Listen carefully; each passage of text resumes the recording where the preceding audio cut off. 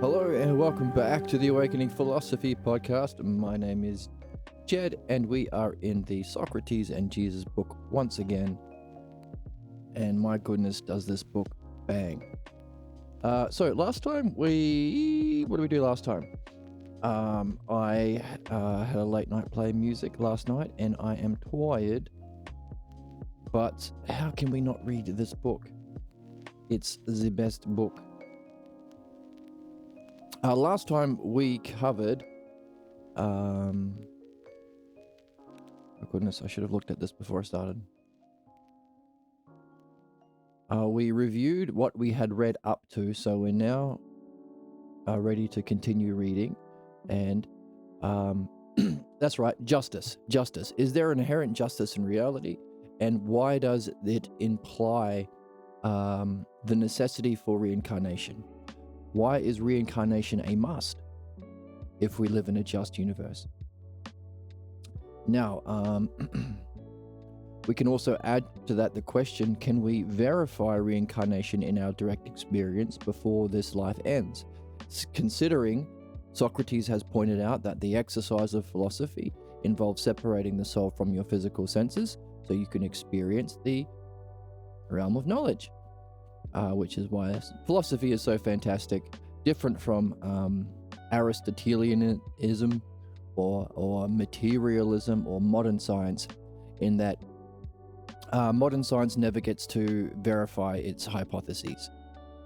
Scientific theories can go in and out of style, it can change with new evidence, or theories that explain the evidence better, but that's it. Whereas in philosophy, you verify your hypotheses in direct experience, that's knowledge. Or the experience of being, because it's a metaphysical dimension that you perceive with a different sense than your physical senses. And giving us the fun expressions like the purpose of life is to, is to drop dead many times before they finally bury you. Or to drop dead a bunch of times before you finally drop dead. That sort of thing.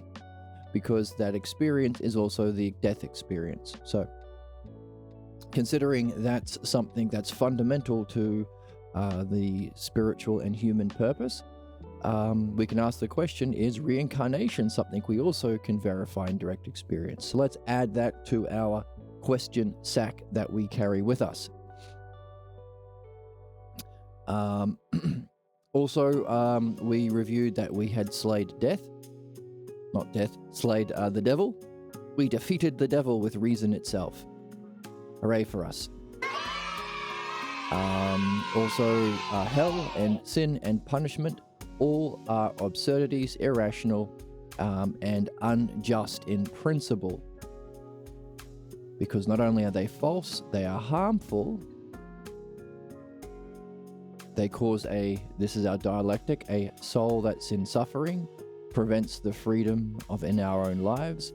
That freedom we cannot therefore utilize to learn and develop.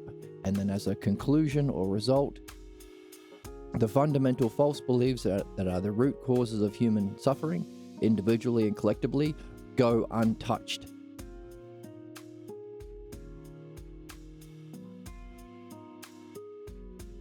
So that's the consequences of carrying with us the idea or the belief in hell, devil, sin, and punishment, of course.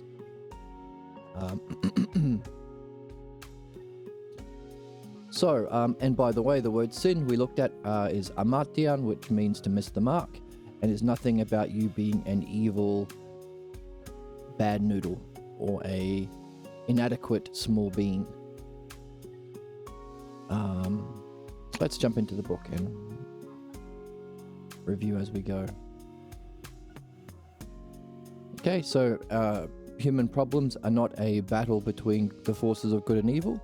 We can even link that to the original Zoroastrian idea that's from Zoroaster, which influenced the Abrahamics. So there's a similarity there. And of course, all of the Abrahamic religions have Abraham at its root. And the root analogy or the teaching about what Abraham did that makes you a child of Abraham or a Jew, Christian, or Muslim is that you have to be willing to kill for the will of God, as Abraham was instructed to kill his kid.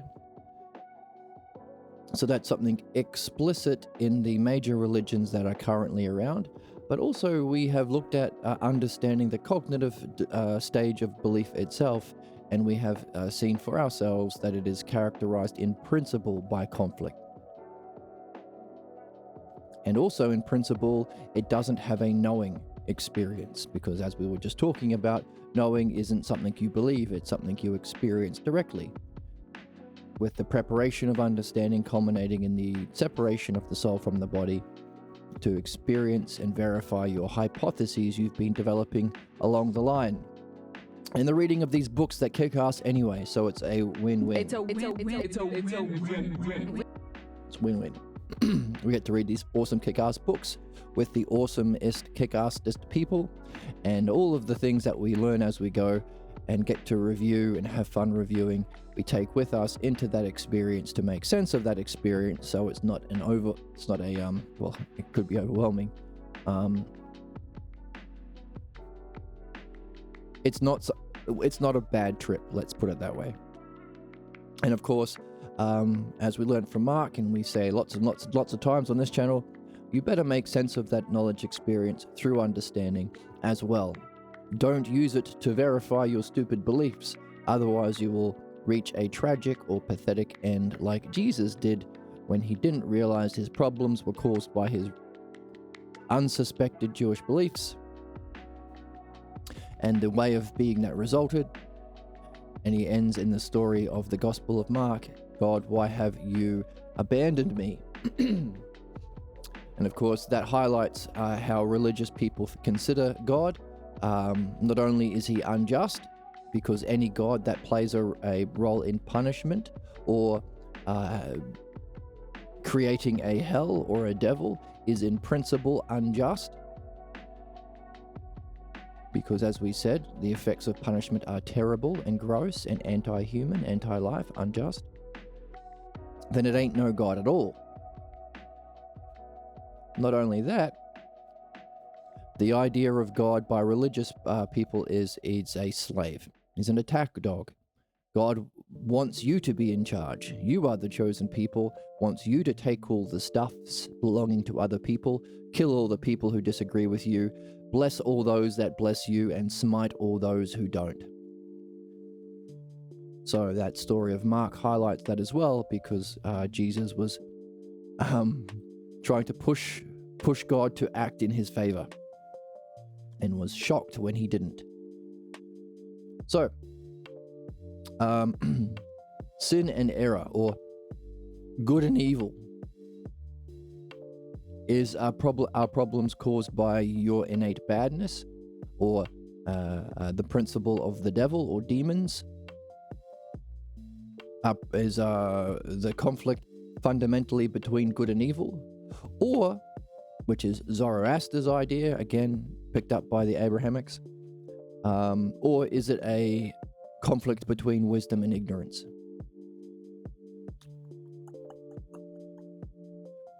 The answer is wisdom and ignorance, of course, which we can express in even more specificity in our understanding that from the text and from your own experience too, I hope, that the purpose of life for us bods, or any species in any history at any point in time at this level of development, is to move from belief to understanding.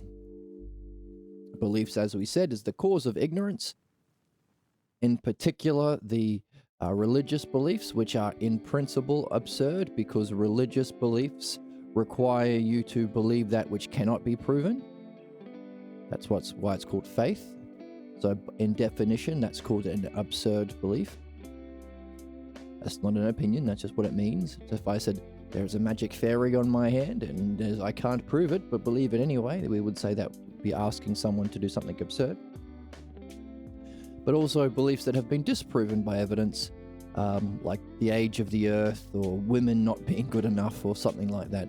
So That's our religious belief, but everybody has their own version, their own self or false beliefs about self and reality that cause our individual problems that can again play out on the social scene. Whereas through the dialectic, in particular midwifery and dream analysis, you can uncover the root causal beliefs that you don't even know you carry at sometimes that cause your problems, and then move while this is the true idea of sacrifice, while religion wants you to sacrifice understanding and what you love, as Abraham was told to sacrifice his son. True sacrifice is the opposite. So it's really that simple. You sacrifice what is harmful and blocks your development. Belief.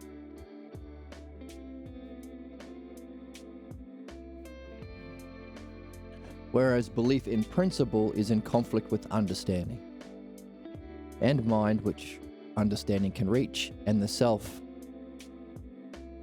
Mind or knowledge and understanding is wisdom, and the self is beyond that. So that's 3, 2, 1 stages of cognitive development from where we start as people, believers.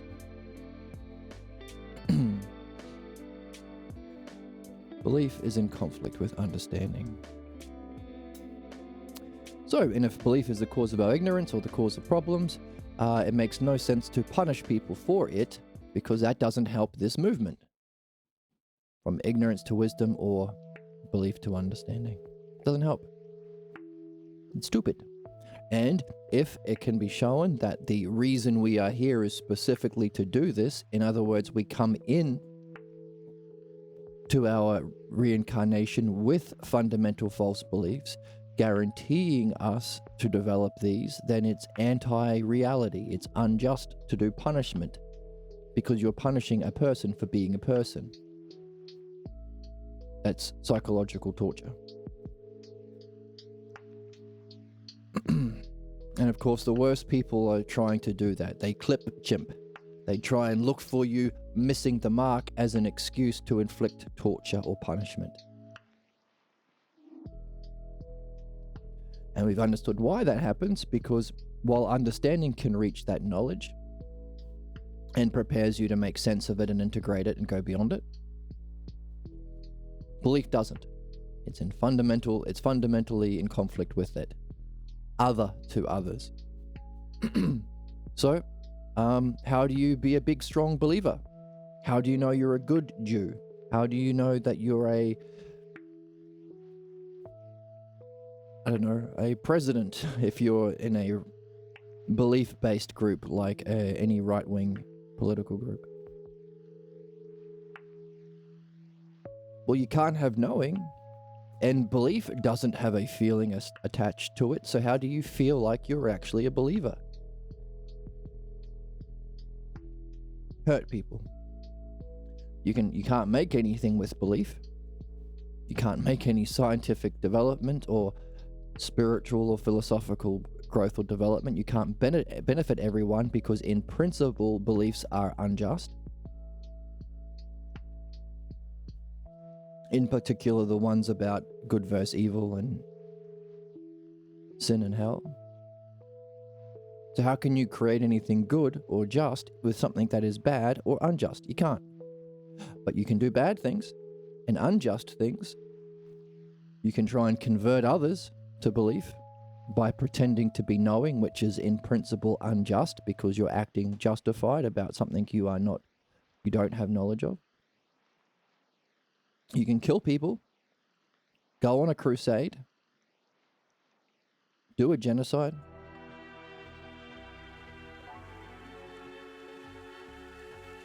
This is the red meat that fascists throw to their base.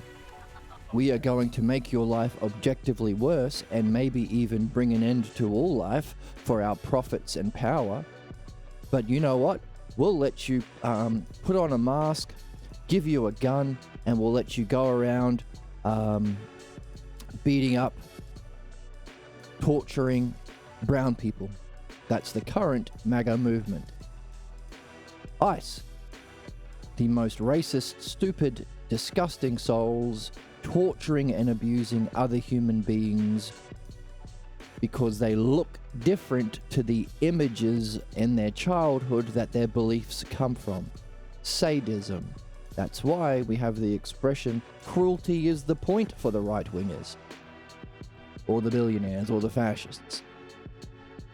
So we've understood that this is historically a fact, that belief, in particular religious belief, and more universally pathologos belief, because everyone has that is not addressed, is the cause for human history to be soaked in, the pages of human history to be soaked in blood.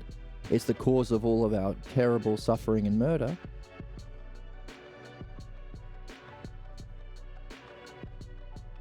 Historically, but we can also understand it definitionally by using understanding to understand the cognitive function. Which means we're also learning about understanding. So not only are we purifying our problems, we're also developing our own evolution and our own cognitive faculties. Because that principle of belief being a source of conflict we use by applying the self-logos. The categories of the dialectic are the principles of the logos.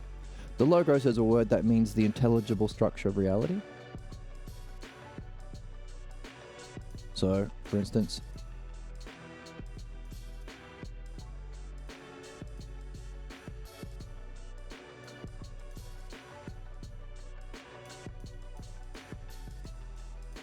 sure we've got it on the board here somewhere. Here we go.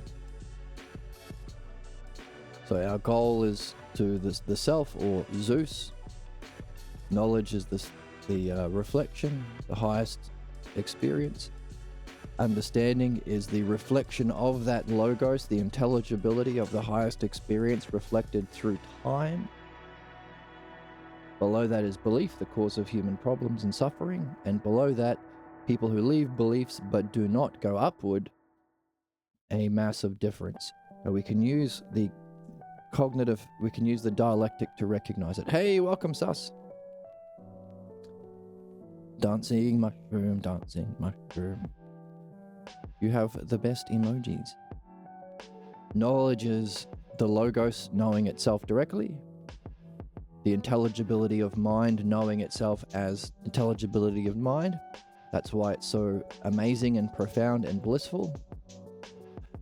Oh, look at all the emojis. Oh my goodness. A cute peeking frog. A fiery phoenix bird.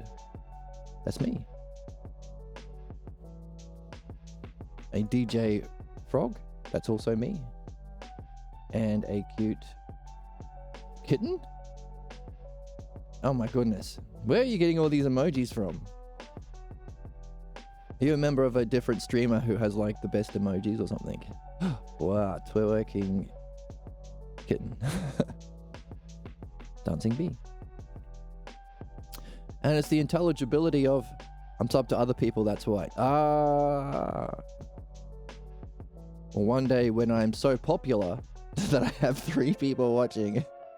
How long have I been streaming? What, 2 years, I think, thereabouts? Then I will also make emojis for you, and you can subscribe to me. And we will join forces and do battle against all of the other channels. Not all of them, just the bad ones. We'll get all Asmongold's followers, and then we will defeat them. That's why you can have that experience and you can make sense of it with these ideas called the eidos, or in English, capital I ideas. Because of the intelligibility of the most profound experience you can have, allows you to recognize it as ordered. Justice.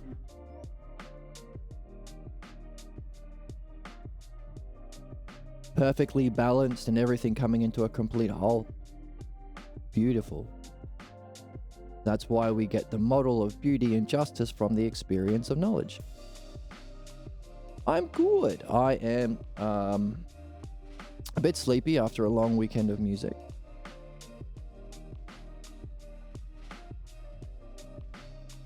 But doing alright. curious about where we're going to go today. So sleepy, but I can't stop reading this book. It bangs too hard. So interesting too that those two things, the intelligible wholeness and the intelligible parts, beauty and justice, we can personify them with our lovely gods. Aphrodite is the beauty and Apollo is the harmony. Furious but curious with philosophy. Is that you? Are you furious? Who are you furious at? The injustice, the apparent injustice in our world. Or Apollo or justice. Aphrodite or beauty. So that's self-knowing itself, or mind-minding mind. Or, because we're looking at cognitive functions, we're looking at the logos, that's the intelligibility. So the self-logos, experiencing itself directly, or self-to-self, or definition. How it functions to others is understanding. In opposition, or other to others, other to understanding, and other to other belief groups, and even other to your soul, in conflict with your soul, and even other than other people within your own cult. That's what it means to be a believer. In principle, therefore. And of course, a massive difference, the Democrats, it's all relative. Who's to say what's right and wrong? Let's not do anything about ICE. Let's not do anything about Trump. Let's not do anything about the genocide in Palestine, because who's to say what's right and wrong? We don't have the principles of beauty and justice, other from self. That's the fifth kind, a massive difference. Others to others, others to soul, yes. Because your own spirit seeks this development through these cognitive stages, but it will play a subordinate role to your own stupid ass beliefs, because that's what we're here for by definition as human beings. We all get beliefs. We're here to move from beliefs through this development to know the nature of self and reality. So conflict within, but we can also use the parts of the logos to understand believers, because while those categories do a good job, the individual parts of understanding, everything that you've understood or experienced is a whole of parts, is same and different, is like things but unlike in that it's a different thing, is either unlimited, like a series of numbers, 1, 2, 3, 4, that goes on forever, or is a limit, it's just a single number, is in motion or at rest, is in time or out of time. So these are the parts within those four categories. So believers are others to others or in conflict. They are apart, they are attacking the whole of humanity. They're bringing an end to life. They have to accept limits to be a believer. You can only eat Mormon breakfasts, and you can only wear the Mormon underpants, and you can only believe in Jeebus, but you are in conflict with people who are free. And we saw that last time, because one thing that makes, even though there are many, many, many different variations of Christianity and Judaism and so on, and they're all fighting and killing each other, fucking idiots. I mean, savages, barbarians, cavemen, because the pathologos beliefs are from our caveman early evolution. They will unite with people who are free, people who say, no, all religion is bad. Yeah, all of the religious people will fight against you, making you, as a rational person, a target to the most ignorant. Which is why fascists, like Donald Trump, go after thinkers. That's why there's that huge campaign happening right now where all of these most stupidest liars on the planet go on Joe Rogan to say things like vaccines don't work. Or universities make people woke. What's woke? No fucking idea. Woke just means different to me, to what I don't like. It's a catch-all term It's a stupid misuse of language. Why? So they can defund education, make people sick, undermine understanding, because all of the scientists saying vaccines work are all lying to you, and introduce religious belief into school, because that's the conflict they have with people who are unlimited or free. So these are all just pure understanding of the different cognitive functions.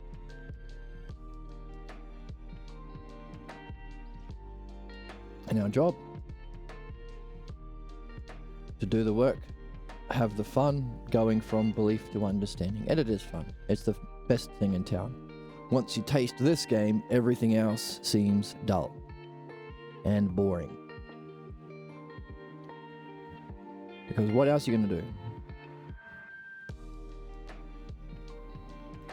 If your activities are not helping you free yourself from your suffering, why not? Free yourself from your ignorance and belief and suffering. Conflict within and your conflict functioning. So if you're not freeing yourself or discovering your false beliefs and freeing yourself from it, you are being mean to yourself and to the world. And if you're not developing understanding, then you're not keeping it. You're not keeping whatever you're learning. And if you're not developing understanding, you can't reach those higher levels of insights and profundity, culminating in the greatest experiences, and to go beyond it to know your ultimate self, all of which you can take with you in every moment in life and beyond. So if you're not doing this, you're not doing anything fun or meaningful, really. So, best game in town.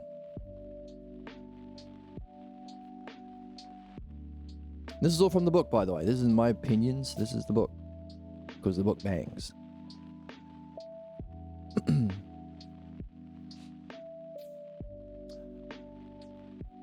So, any idea of eternal punishment or sin for not believing in the Holy Ghost or whatever is irrational. Why?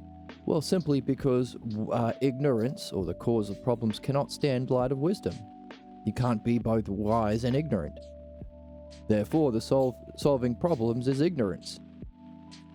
Solving problems is getting wisdom. And why would you punish someone for not having wisdom? That's stupid. We all don't have wisdom when we start. And we want wisdom. Why would you punish someone for being poor and not having money? Oh, well, that's our current world, isn't it? The cruelty of the billionaires. Criminalizing poverty while they steal more and more of the wealth, and their wealth balloons further and further, creating something that we all know is the cause of human problems in society, wealth inequality, just a system that encourages it. It's disgusting. Unjust. But as we will see, there has to be a reason for this injustice, not eternal. It's not eternal. It's in time. This ain't going to last forever. The capitalist hellscape isn't going to last forever. Either it ends or we end. You can't have a surviving species in capitalism. It's in opposition to life in principle, because it only has one motivation, and that's a profit motive. They will always add another child to the child-killing machine to make an extra buck. It's gross and disgusting, but I ain't seen anyone doing anything about it. This is what we do about it. This is how we do it. We understand it and we address it rationally. So, if wisdom and ignorance can't exist together, why would you punish someone for not having something great like wisdom? It makes no sense. Would you punish someone for not having an ice cream? Would you punish the poor for not having all the money? We do, but that's also stupid. Therefore, punishment is stupid, irrational. The alternative being, we'll create the conditions for wisdom. That's why we have Sus on the channel giving us all of the delightful emojis, so everyone in chat has fun. And that creates the conditions for wisdom, because this is where we learn it.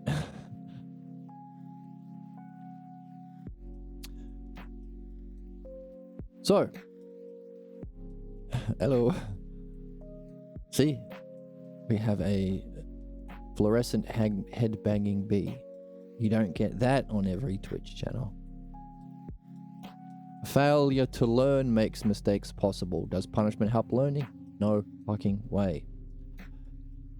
And what do you learn? You learn not to get caught. What does that do? Put an end to justice within society. What are the right-wingers doing in Netanyahu and Trump and Putin? They're removing any rule of law so they don't get caught for their terrible crimes. Instead of actually learning what they're here to learn, what did they carry with them from previous lifetimes that causes their crimes, causes their injustice? Instead of a system of punishment that will just cause people to seek power to avoid being punished by ignorant idiots, being a tool in the sadistic drama of other people, punishment. It's no surprise that the most unjust racists call themselves ICE and go around punishing people for speaking Spanish or for looking different. Yeah, no shit, you try and avoid getting caught.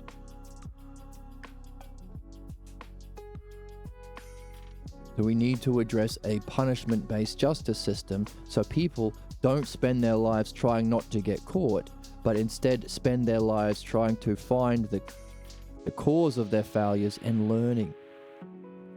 Well, you have a lot of cool things to say. Can't wait till you're an affiliate. Ah, thank you very much.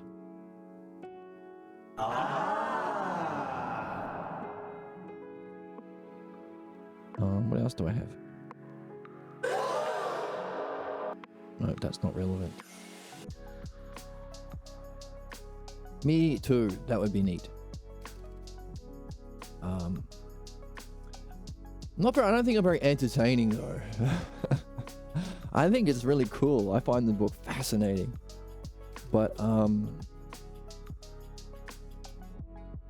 yeah, I don't know. I live in this chat room and I eat the bots that come in. Like a feral cat, and the bots are a mouse. Yes. You're the barn cat of the stream. But the other streamers seem to be, I don't know, more interesting, more engaging.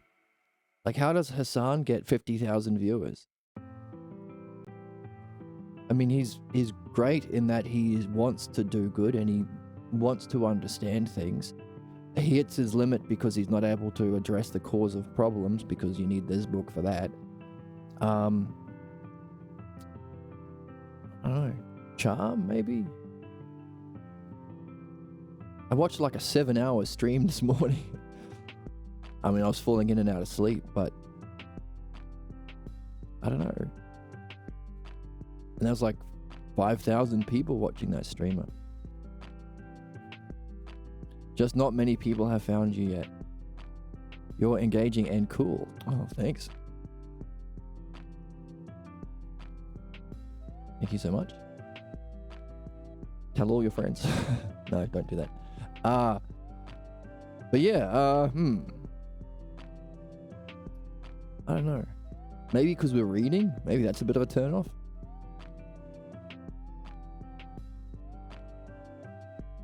I don't know. I was just very lucky too. Well, yeah, and you stayed around, so... And I think that's what we're going to get into today. For you to have A, come across this stream, and B, had the sort of character and mind that you will find it interesting, makes you unique, or at least rare. So, why? Could it be that in a previous life you did some very good things, and this is the payoff?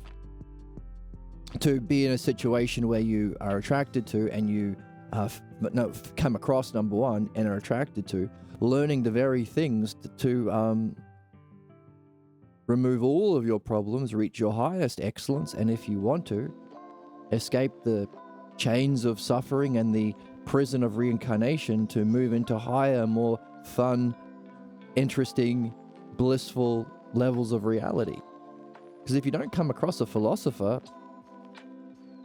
I don't know, what's the expression? Shit out of luck.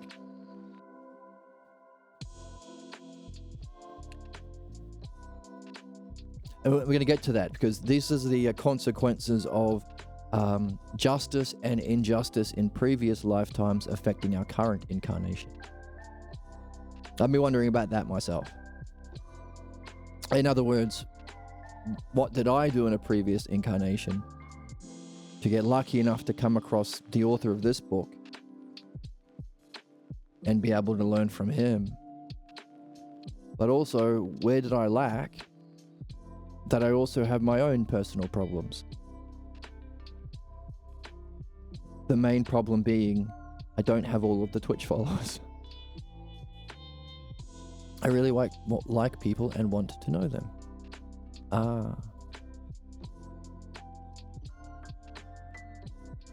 Which was the conditions that we saw for good relationships earlier in the book. Wanting to develop a relationship, get to know the person, understand the samenesses and differences, and use that kind of relationship bound in understanding to understand yourselves and reach higher stages of being. How else can we understand the world if we don't fully understand why it's in pain to begin with? Exactly. I'm more like prevention is worth more than the cure. Exactly. That's what we're going to get into, because that's what we're going to be reading about today. Because a failure to learn from mistakes doesn't change the mistakes. So people who suffer pain don't gain wisdom. All they do learn is they don't learn the cause of their problems. They don't learn anything new, but they learn don't get caught. That's the crime of punishment. The crime of punishment is all you're teaching people is don't get caught. No learning. So no one should be punished for a failure to learn, but you should still be able to go through a process of seeing the consequences of not learning. The dreadful consequences of a failure to learn. And we get that in our dreams, by the way, which is why dream analysis is so important. Playing out the implications of our failures to learn. But that's also this is why the book is one reason why the book is so brilliant. He sets you up. This is a setup to a punchline. We've put an end to the idea of sin, punishment, and cosmologically, hell, because that's just eternal punishment, and devil, because the devil is saying there is no cause to problems, it's just bad exists, which is Zoroaster's idea, thousands of years before Christianity. We also, what common language can we all speak of understanding one another on equal grounds, you know? Exactly. Belief is division by definition. It's other to other. It's other to understanding. It's other to other groups. But we all can understand. We can understand anything that's understandable. We can all know that which is knowable. And we can all discover the self. Philosophy, as long as people put down their beliefs aside, we can all learn it. Read my mind. Yes, exactly. Exactly. That's the difficulty. Like there was another 2, I think, mass shootings in America just today. And it's a problem unique to America. Here's the solution. Don't have guns. Guns as a weapon guns as a thing is just a tool to end someone's life at a push of a button. Doesn't care about what state of mind you're in, doesn't care about whether or not you're right, doesn't care about if the person is just, doesn't care about the effects, doesn't ask for consent. That's all it is. And the only reason it exists is some people like to play with it. That's not a fucking thing. Some people could like to play with nukes. Does that mean we should all have a nuke? It's stupid. But it's beloved, cherished. People identify, I am a gun person. I have gun stickers on my pickup truck. I have a wall of guns behind me in my YouTube videos. I feel strong when I walk into Starbucks with an AR-15. You also told me this a million times. It finally stuck, haha. So it seems. Oh yeah, and that's another thing. I repeat myself a lot because I want it to stick as well. Wherever I find myself, even in dreams. That's a good test. Can you carry all of your learning with you even in your dreams? So people have their beloved guns. Are they willing to give it up to create a better world?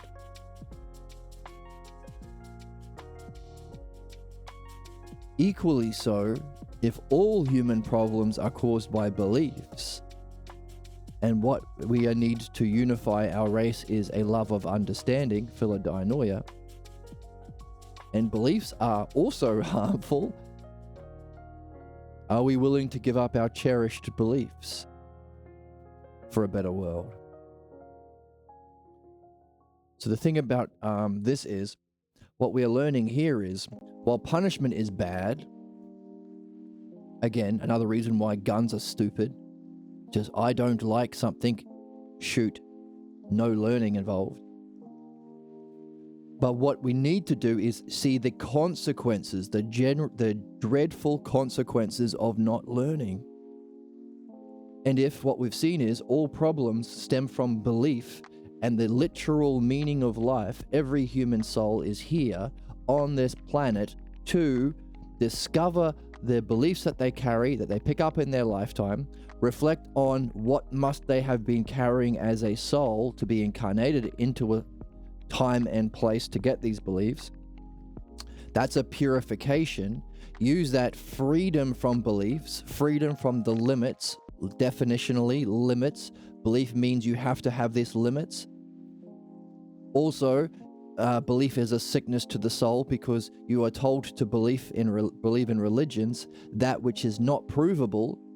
You can't prove Jesus was the only Son of God or Mary was a virgin.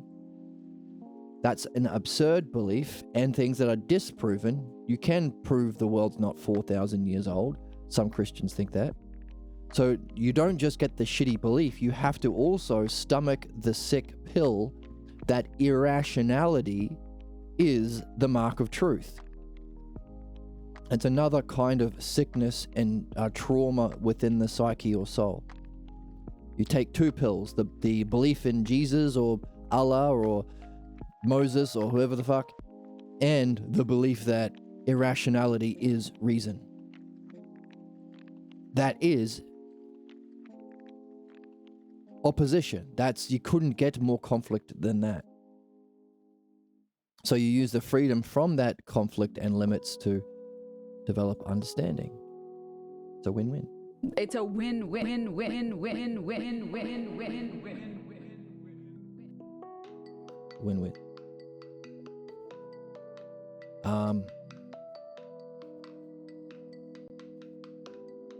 What were we saying? What was I talking about this for? Oh yeah, so we have to show if this is literally the essence of all learning for human beings, the literal meaning of life, everyone, and how we solve problems. While you don't punish someone for being a human being, you do have to show the implications of not facing your beliefs, of not sacrificing. This is the true idea of sacrifice. While believers have to sacrifice the good and rationality and understanding, the Hellenics sacrifice what's bad and blocks understanding, which is fascinating. The root word of God, that is, of course, a big thing for religious believers, is sacrifice. The thing that makes, while there are many different religions, as we read, the thing that makes them the same is this sick idea of sacrifice, to sacrifice the good and rational, to be a Mormon, to be a Jew, to be an XYZ. Whereas we want to sacrifice belief. Now, while we don't punish people for having cherished beliefs that are tied to their images of loved ones, I love Jesus, he's in my heart. I love being racist because I love my mum who was a racist. And I grew up with her. That's all I know. And I don't want to leave the family. I don't want to be not invited to Thanksgiving by challenging the racism or challenging the Jesus stuff. Our job is to show the implications of you not sacrificing what's beloved and bad. But the thing with guns is, it's a very, very dramatic, immediate illustration of what follows if you don't sacrifice the bad in order to have the good. You have a mass shooting every day. You can't walk into Starbucks without fear for your fucking life because some idiot, for any reason, particularly all of the terrible, terrible pressures of living in a fascist MAGA country and a fascist capitalist world, society. Someone could just be suffering from that and could shoot you. That's the terrible implications of people not giving up their beloved guns. As a dramatic illustration of what happens as a consequence of not giving up your beloved beliefs. Beliefs are harder to see. Guns are immediate. What are we doing? We are seeing the everyday drama that's very stark, immediate, in your face. You can't escape the mass shootings. 2 happened today. 2 more happened today. We're looking at the drama we live out in our lives mythologically, because that's what it is. If our job as human beings is to move from belief to understanding, then that's what we're here for. That means everything in our lives, everything in the physical dimension is here for one reason and one reason only, to facilitate this, to facilitate our soul's learning and development. If we understand it, well, we got to see it that way. How do we translate everyday experiences and drama into what's needed for this? Mythology. Why? Because mythology takes the drama and finds the metaphysics behind it. Metaphysics is a fancy word for being. If here we are as souls in the physical world, our job is to have knowing of reality, separating the soul from the body, along with some understanding in our back pocket to know the nature of the eternal nature of yourself and the higher dimensions of reality, and then to go beyond that to meet Socrates up in here, the self that's beyond it. That's metaphysics, the principle, the dialectic. Understanding the parts of understanding is metaphysics. Understanding that it's whole and part, same and different. Understanding that it's self-to-self definition and then demonstration and then division and conclusion. There are 4 steps in an argument in understanding. That's metaphysics. Why? Because all of these things we use at the highest level of the physical world, our thinking, our understanding, is itself a reflection of what you experience all at once in the realm of being. And metaphysics is, the definition of metaphysics is understanding the parts and aspects and causes of being and what our soul needs to reach it. That's metaphysics. Now there's a stage beyond metaphysics to know the cause of that, which is the self. So this is where metaphysics ends. That's mythology. Mythology is taking these principles and causes, the elements of pure consciousness, being, and all of the elements in understanding and our movement to it, all those principles that we're learning and giving a lovely story about them. So if our life is literally that, then we need to translate our everyday experiences into metaphysics. That's called mythology. To see our world mythologically. And we can practice that through dreams. You're an awesome, so keep doing what you believe in. Thanks. I will keep doing what I understand to be good.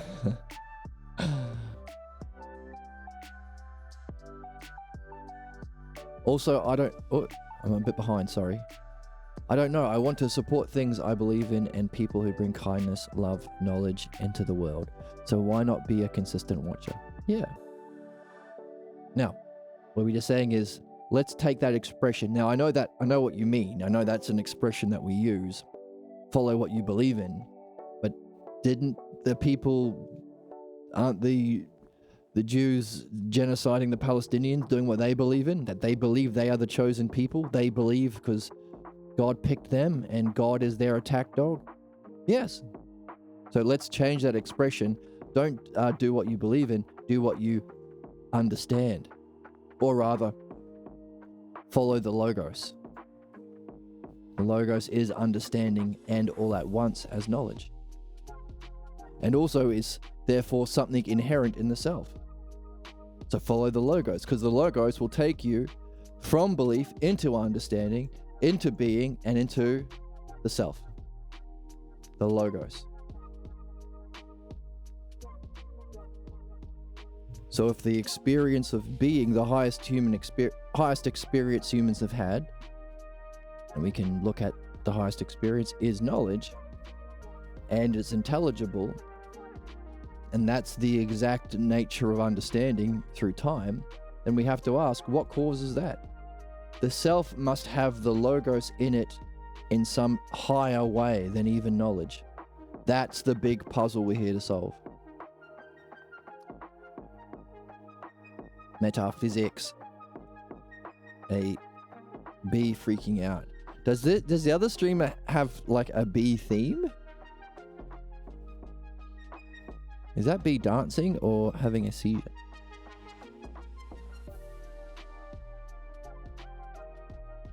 So, what's one of the biggest things that we all get to experience every day? Guns killing people. Why does it exist? Why do guns as a product exist? Why do guns as a culture exist? No good reason, just people like it. I like to play with guns. I like to go into a Starbucks and feel like a big strong man like John Diehard.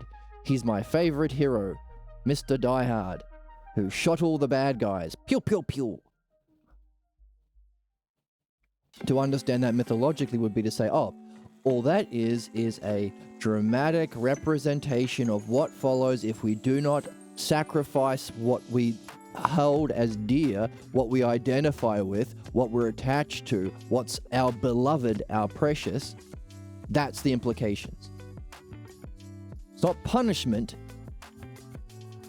It sucks to live in that world. It's not punishment. We're not punishing people, but we are pointing to the implications of what follows if you don't sacrifice what you love. That's bad.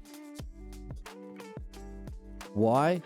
It's a message about what's the fundamental principle of all reality, all life here, to sacrifice our, not just any old belief, the belief that you love, that you identify with, that you have a way of being attached to. MAGA is a way of being. Making every song you've ever sung about how you love Jesus and you want to make out with him on the lips. I've met so many people who only want to sing about that as a musician. Do you know any gospel songs? No. Any worship songs? I say, well, I know one about Jesus that Kurt Cobain sang called Jesus Doesn't Want Me for a Sunbeam, but I don't think you'd like it. That's what we have to sacrifice. Our beloved guns, our beloved beliefs. Why? Because to be shown the dreadful consequences of a failure to learn. What's learning? Sacrificing the false to develop an understanding of the truth. Just that simple. What gets in the way? The word sin. Good thing we don't even have to go through a dialectic on how sin is stupid, because it's just a mistranslation. Simple as that. Now, a mistranslation that's used to support oppression and violence and punishment. Pauline Jews, modern Christians, and the oppressive systems of authority, church authorities. But you don't even have to get into that because the word is amartion, missing the mark. No reason to hurt anybody. Okay, and even metaphysically, the devil can't be in opposition to God because as we metaphysically understand the higher levels of reality or God, the highest is the good. Evil can't be the good because that's opposite, so it can't exist there if the good is. The hypothesis, by the way, if ultimate reality can be called the good, now that's a hypothesis. The good thing about philosophy is you get to confirm the hypothesis by reaching your destiny, becoming the self, Zeus. So the devil can't be there. Also, if being, metaphysics, the eternal reality, the regular idea of God, if that can be called the idea of the good, then the devil or evil can't exist there either. So if there is such a thing, he's going to be someone suffering the implications of his ignorance in the physical world, therefore he can't be a rival or a match to God in any sense. So that's a metaphysical justification for why there's no such thing as evil and the devil. Tell your friends. Over coffee. I'm out of coffee. I'm out of milk. My milk's gone bad.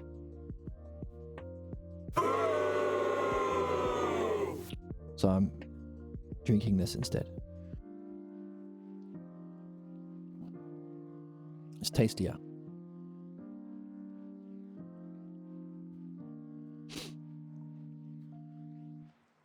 I think I'm going to get a coffee machine one day. At the moment, all my money's going into music equipment.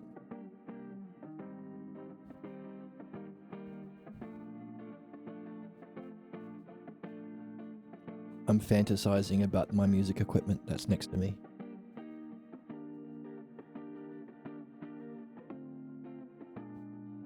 I think I gotta start streaming music again soon.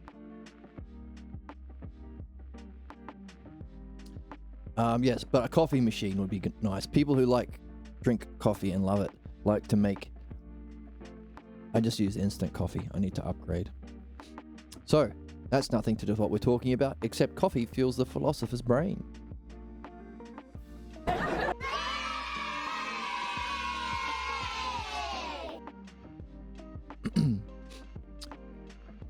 So you can't be a. By the way, you can't be. Evil cannot know the good without losing its existence, as ignorance can't know wisdom without losing its existence, therefore giving us the necessity to sacrifice ignorance or beliefs or guns, mythologically. Which you can't, excuse me, you can't have both. If it lacks wisdom in the acts, it can't be an opponent. So wisdom, of course, requires knowing. Evildoers believe they're justified in their acts. However, justice has to be accompanied with wisdom. So we can just say, hey, you evildoer. I say, I'm not evildoer, I'm just. What are you talking about? By the way, justice requires wisdom in definition, by definition.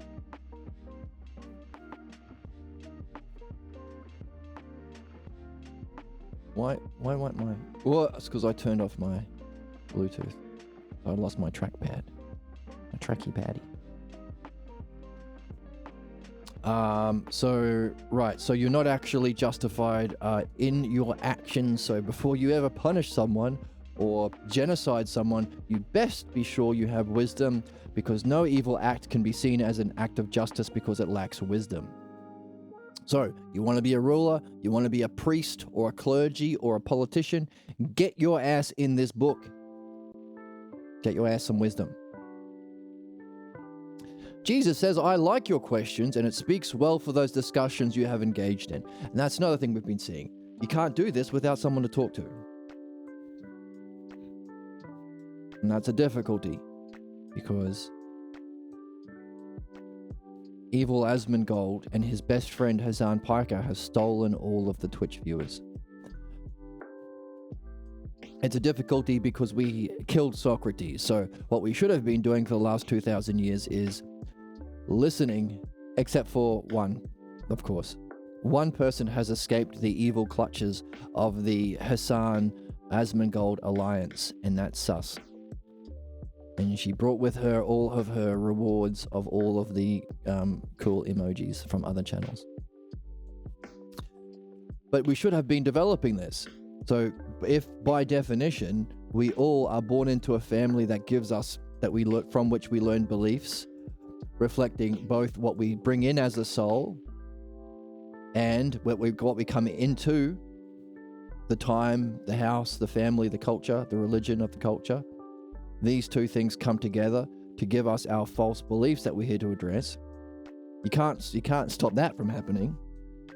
But if we were listening to Socrates for the last 2,000 years, instead of killing each other for the ignorance of the believers who want to be in charge to cosplay a wise person, if we weren't cosplaying the wisdom by sadistic believers for the last 2,000 years, we'd have a world where we'd be recognizing this and we'd all be learning it every day because it's fun and it's helpful. It's literally what we're here for. And we'd have lots of people who know about this game and lots of people to talk to. But currently, there aren't a lot of people to talk to about this, which is an issue. But it sounds like you can have, if you do the work like Socrates has done, you do get to have these sorts of conversations in higher levels of incarnation. And Jesus says, it speaks well for the discussions you have engaged in, Socrates. Socrates says he's been talking to other people up in heaven. Okay, if there's a wisdom that can overcome ignorance, it'd be foolish to punish someone for not having it. And then the effects of punishment gives us that dialectic, suffering soul, no freedom, no learning, and then undiscovered roots. And your job is to take all those negatives, say it in the positive, and then to the other side of the dialectic. What if your job is to do this?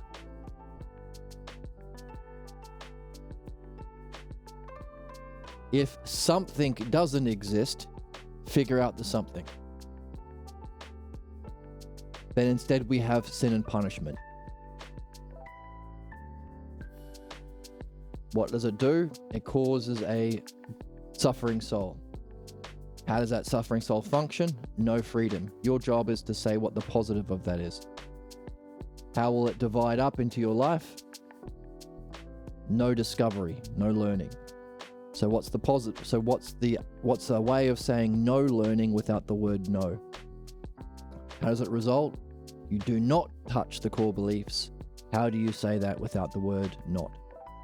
And then if this is what happens if the thing doesn't exist, you create your own hypothesis, this is the game, for what is the thing that needs to exist that isn't present if you have sin and punishment beliefs.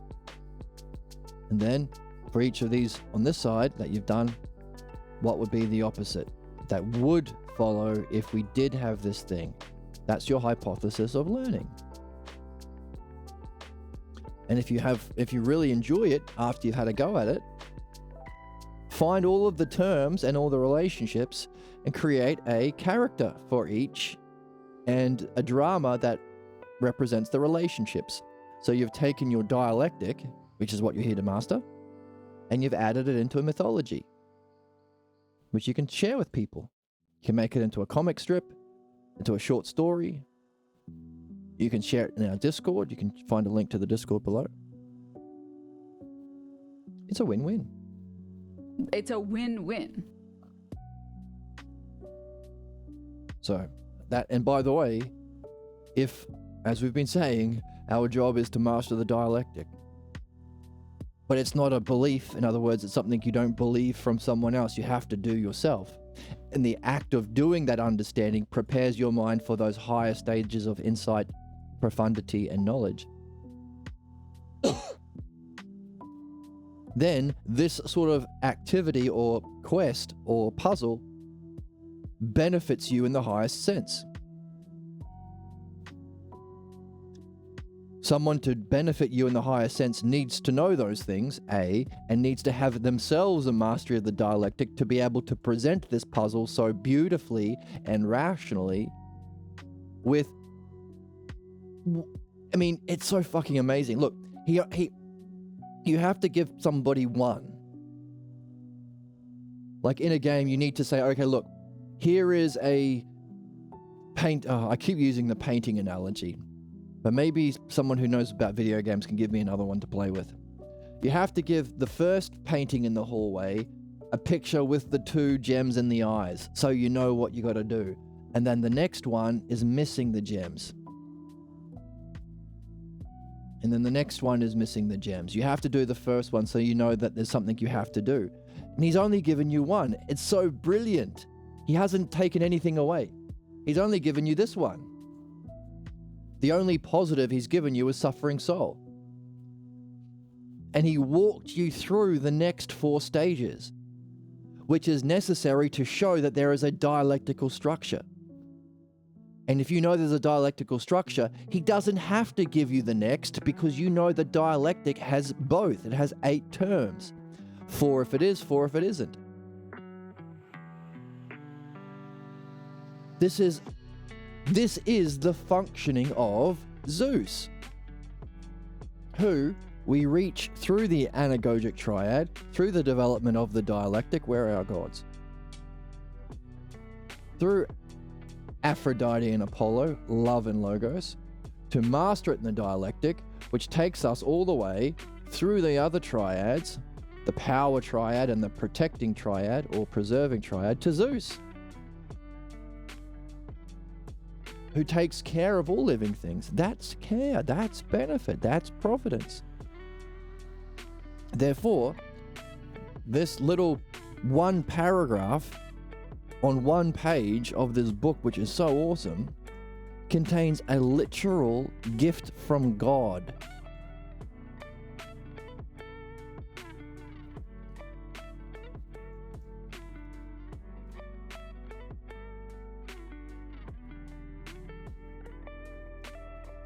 And you get to share it with your friends. You can join the Discord or send a link in the chat.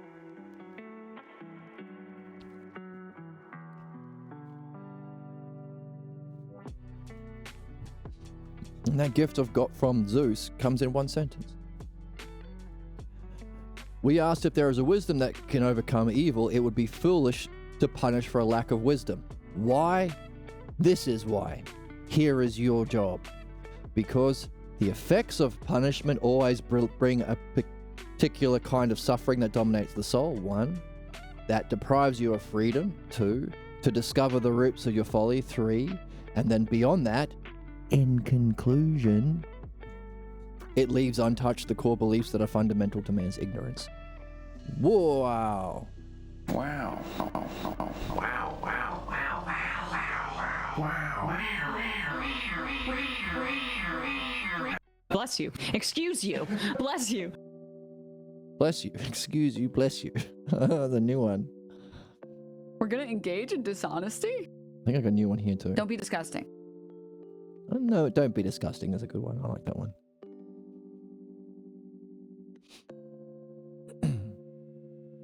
So puzzling our way along, we can say that if there is no justice in punishment, then there would be no need for hell or Hades. This is an astonishing conclusion that there is no need, well, it brings it forces the astonishing conclusion that there is no need for a God that allows or plays a role in punishment.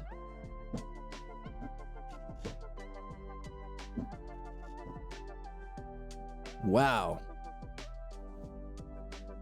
Maybe.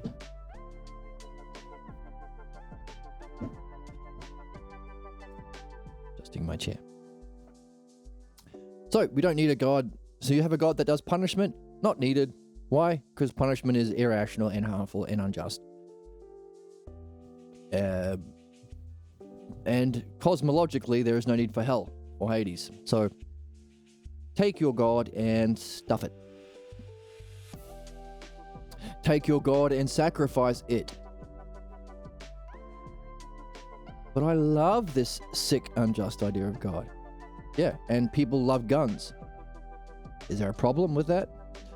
billionaires love being billionaires. Is there a problem with that? Oh.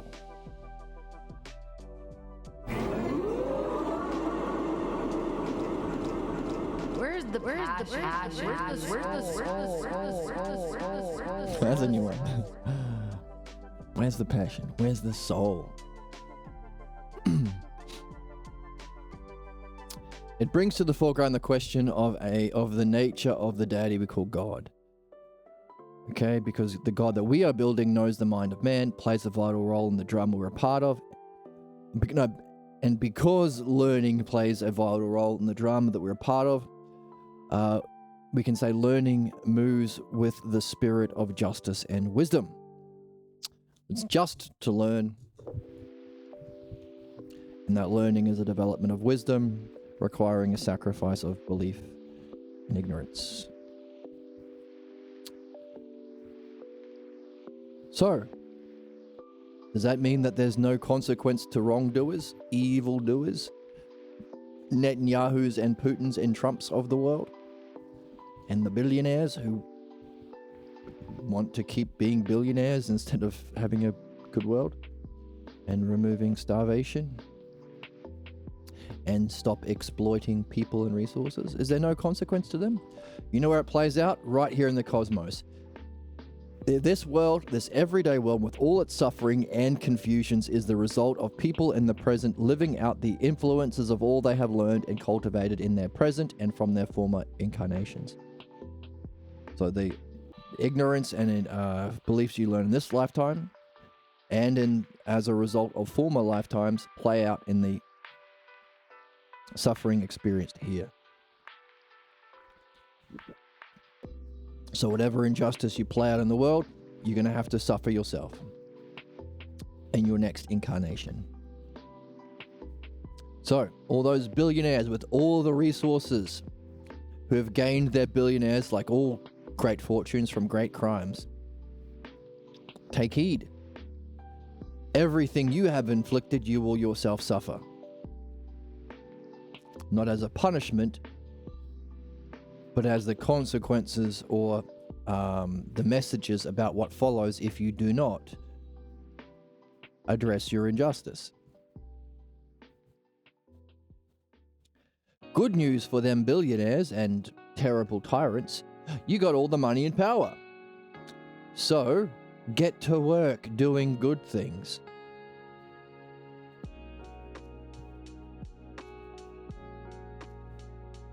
If there's a balance and you've done bad things through the nature of exploiting workers to make your riches or gain political power or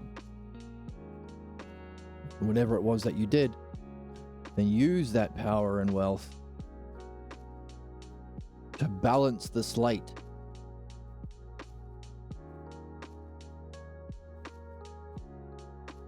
Because you can't take it with you. Can't take your title of president with you or your billions of money with you.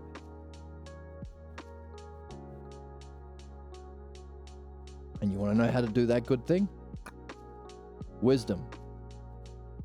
Create the social conditions for us to be able to learn wisdom.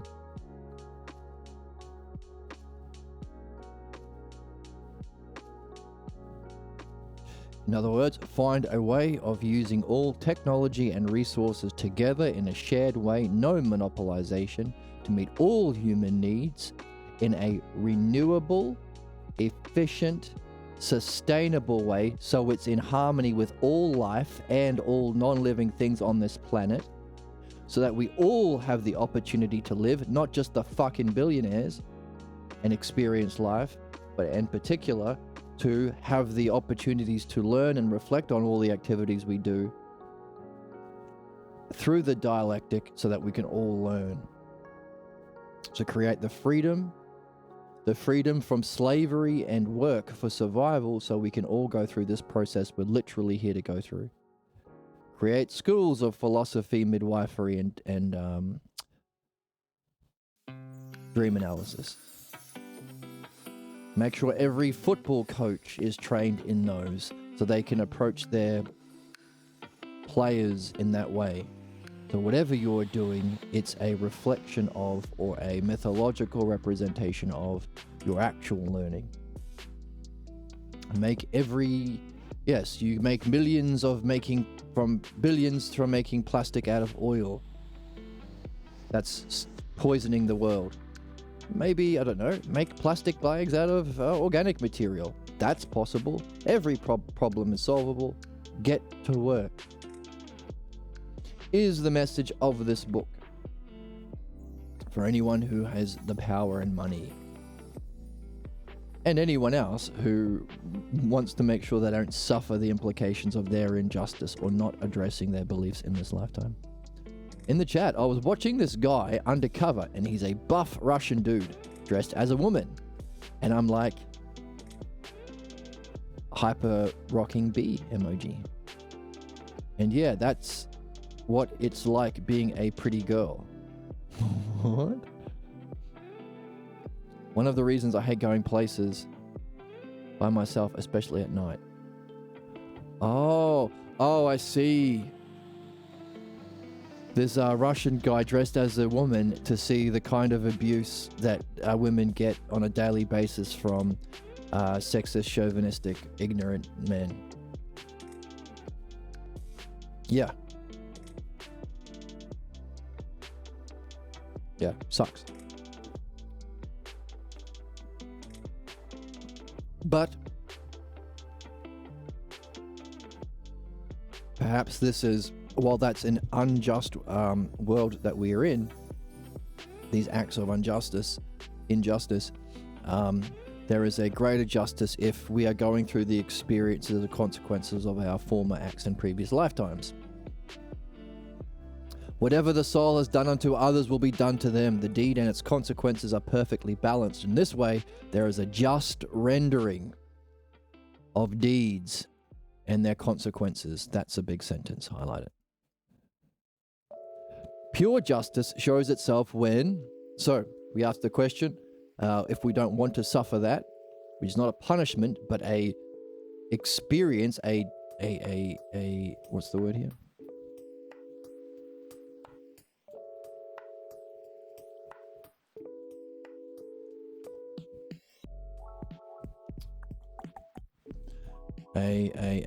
A showing, an experience of the consequences of your injustice, then get to work and do some justice. What's justice? Pure justice shows itself when the soul reverts upon itself. So there's our self-reflection ousia with the logos and dialectic to surface and eliminate those self-reflection ousia to surface and eliminate those blocks to the soul's excellence. So there's midwifery. So you better learn what excellence is. That's the dialectic or understanding applied to truth. You better go through this because so you can use that as the model to identify any blocks. So you have to also be in the game of learning the truth or philosophy to be in the game of pure justice, because you can only eliminate the blocks to excellence if you're learning what excellence is. If you think excellence is being the best Jew in the world and killing all the other non-Jews to bring in the coming of the land of Israel or whatever the fuck, then that's not a block. Being blocked from that is not a bad thing. So to be in the game of pure justice, you better be learning what excellence is. The activity of self-reflection involves dream analysis, and the activity of surfacing and eliminating those blocks to that excellence is midwifery. And by the way, you can't do those things unless you got someone else to talk to, so sharing it with others, that's mythology. So that's pure justice in 4 necessary elements, reflecting our working hypothesis that the new way of being is those 4 aspects of the dialectic or Hermes.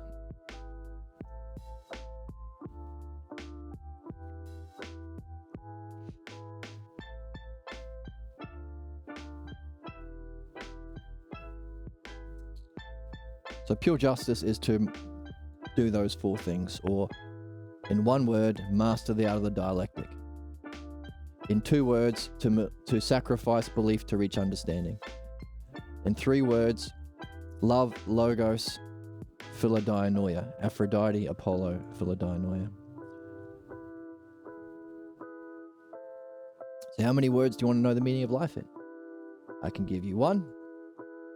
I can give you 2. I can give you 3. I can give you 4. Love, logos, and words I cannot spell. Well, that's because I made it up. Actually, I didn't make it up. It was a gift early on from the author of this book. Many years ago, I was talking to Pierre Graham. I think I was the author of this book, and I was in his kitchen. He goes, "You know what? We need a new study." Now, what do you mean? Isn't philosophy what we're supposed to be doing? No. See, philosophy doesn't cover all of it. And as we've been learning, the philosophy that we get is from Plato, which is, where is our model of stages of reality? 3 circles I'm looking for.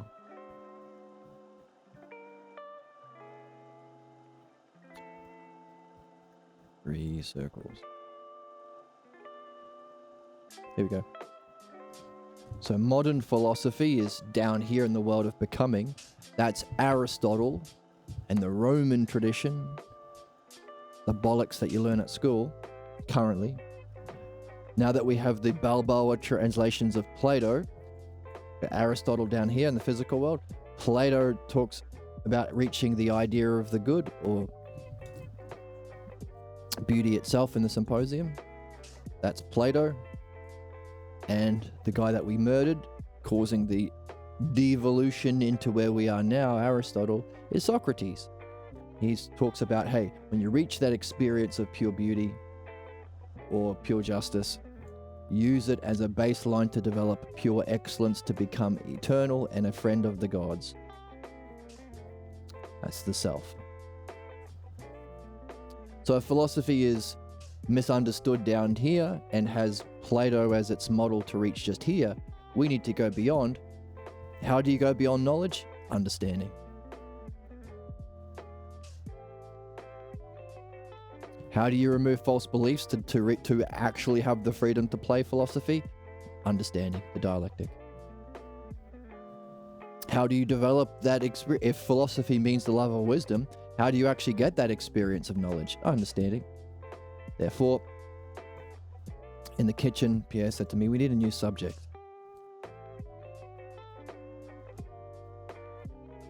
And I said, what are we going to call the subject? We need to think of a new name for it. Because we don't need a new name. And I said, why not? Because we already got one. And I said, what is it? Well, you know that dianoia is understanding,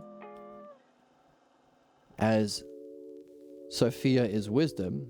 Instead of philosophia, it's philodianoia.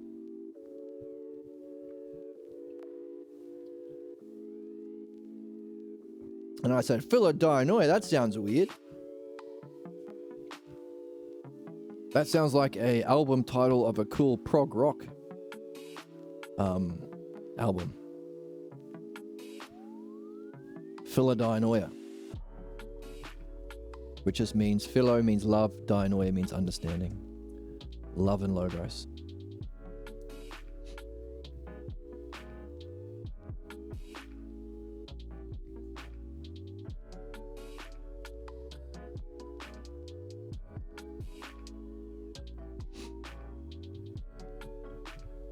Imagine using all of your experiences that are powered by love is a powerful force. The desire for union with your beloved or that which you consider beautiful is so powerful. Imagine using that as the engine to power logos.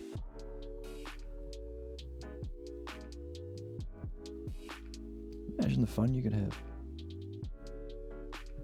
Love and logos.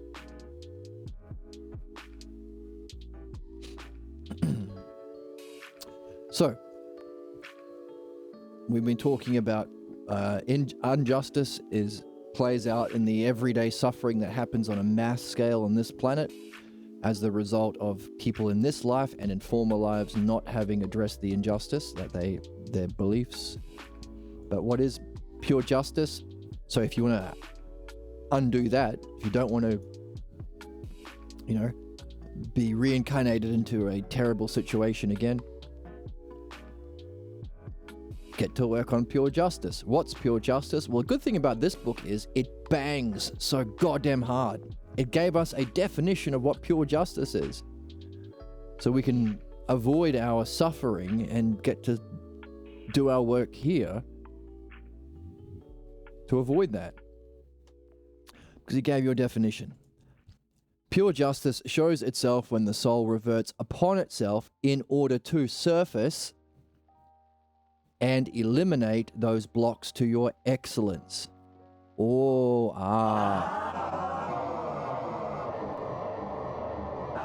been a bad little girl, and is this chat full of dumb? If you don't understand this, I'm too pure. I find that very entertaining. Beat a kid in Walmart. That's weird that you think that.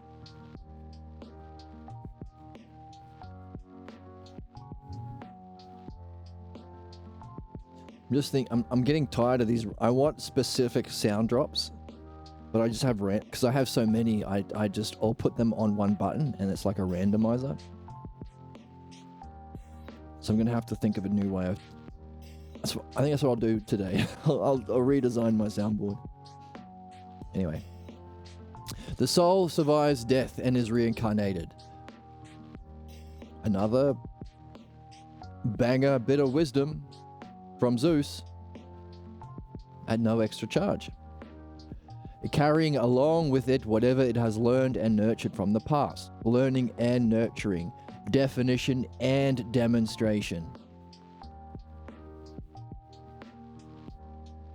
Thus the need to share this and have people to talk to. Justice plays out its hand, assuring that each soul receives its most proper due. Look at the extreme suffering many souls experience in each of the days on earth, and you'll see the past playing out its justice on earth. Not in hell, on earth. That's what we're up to. Hooray. And as we're doing again, let's continue on to see if there's anything said about the rewards for actually doing just things. Okay, let's continue to read.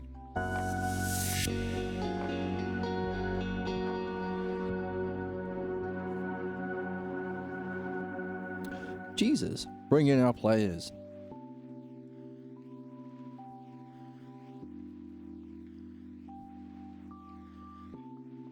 Here they are. Having a great old wacky time at the bottom of the screen.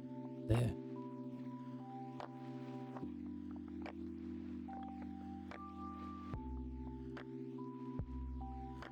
Jesus. I'm carried away by your way of reasoning.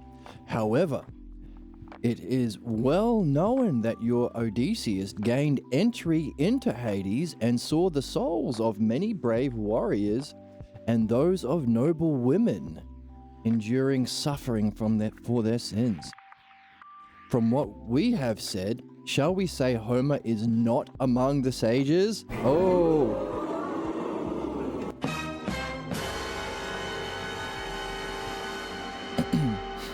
Socrates.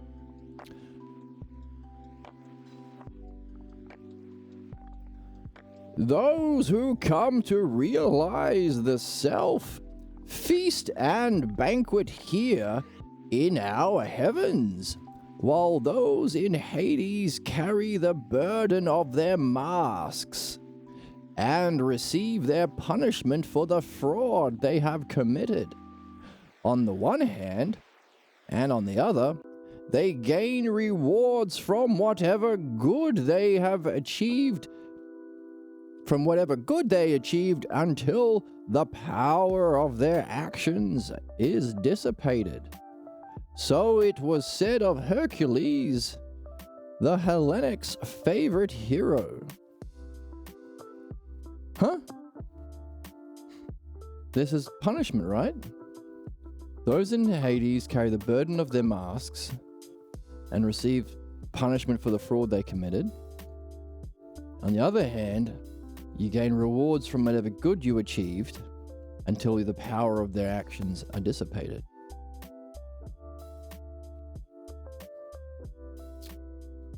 What? Didn't we just say that there's no punishment?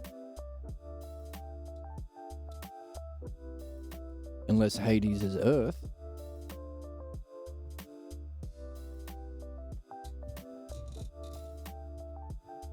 What?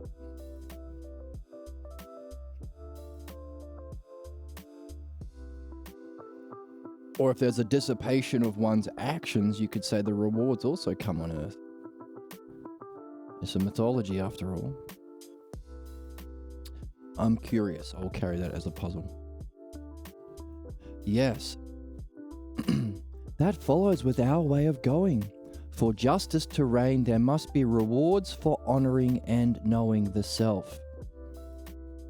Do your best to know the self and show it as best you can. Wait, I got a message. I got a parcel coming today. In 5 minutes. I agree that man needs to see and understand that through learning, every sin loses its sustaining power over man. I would add that beyond these things, man must learn why ignorance has the power it has. For surely that is what you would say, is it not, Socrates? Okay, so we know that our goal, therefore, is to know and to honor and know the self. To know and show the self. Anything you do, can you do it as an expression of self, or to know the self, or the highest expression of your highest understanding of the self and your highest vision of the self? Don't settle for mediocrity.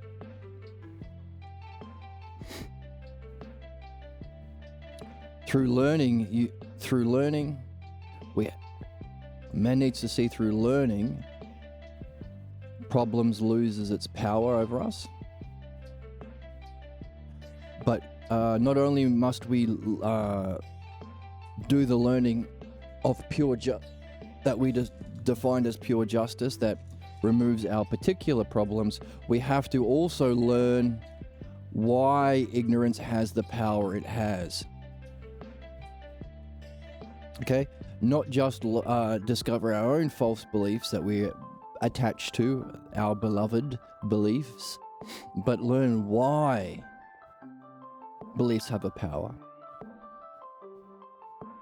Why are we attached to what's false? Why are most people bound by beliefs and only few love understanding? Why does this exist in our dimension?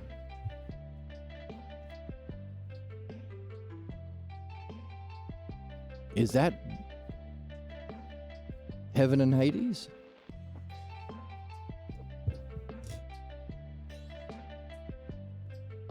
The realm in which our justice or ignorance has an effect?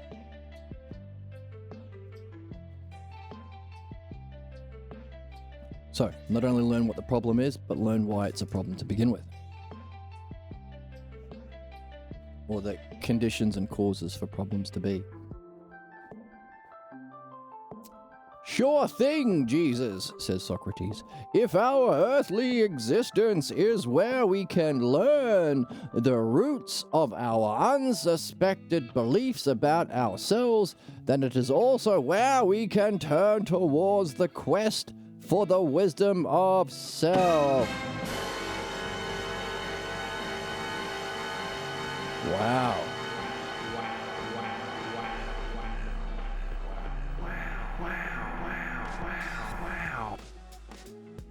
Okay, so this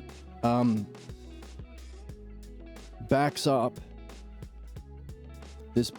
our understanding that the meaning of life is on the board. That's always funny to me. You can't know the meaning of life. It's a mystery. It's the Holy Grail. Have you seen Monty Python's Search for the Holy Grail? I love that movie.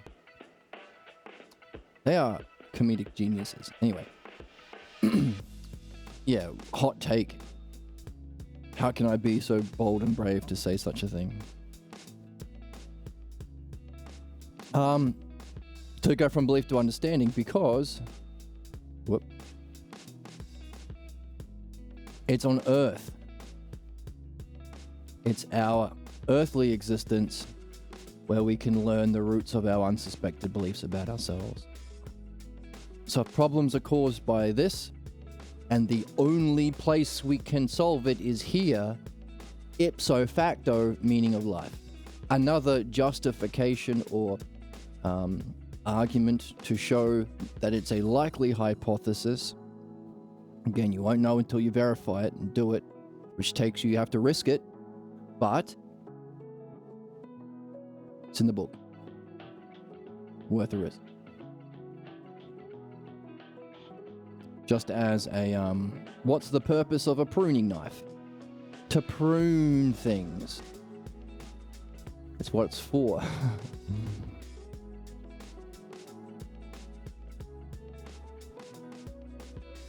What's the, I don't know, a car jack?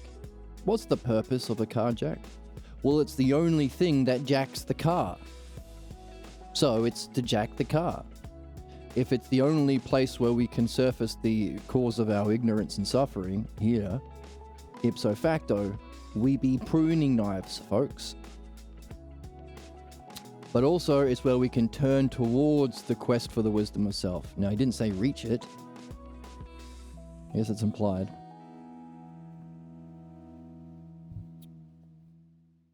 Giving us the two elements. It's the only place where we can find these, and it's the place where we can develop this, which reaches.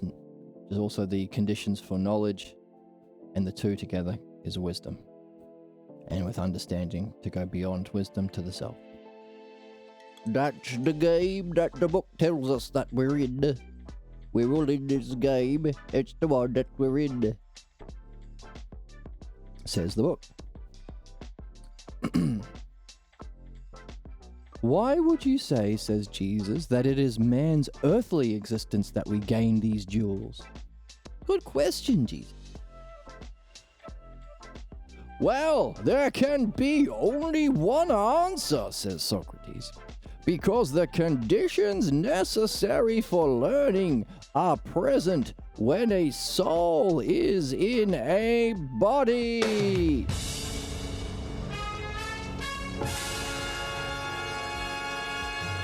For the kind of learning we are exploring, having a body is necessary.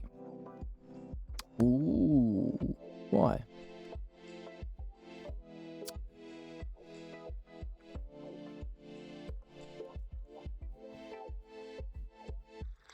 You need a body to learn. What? So there's no learning out of body? Make sense of reincarnation then. To experience a puzzle that is unsolved yet real is to feel perplexed. To feel numbed by realizing you don't know what you thought you knew is a shock that the body feels. Wow.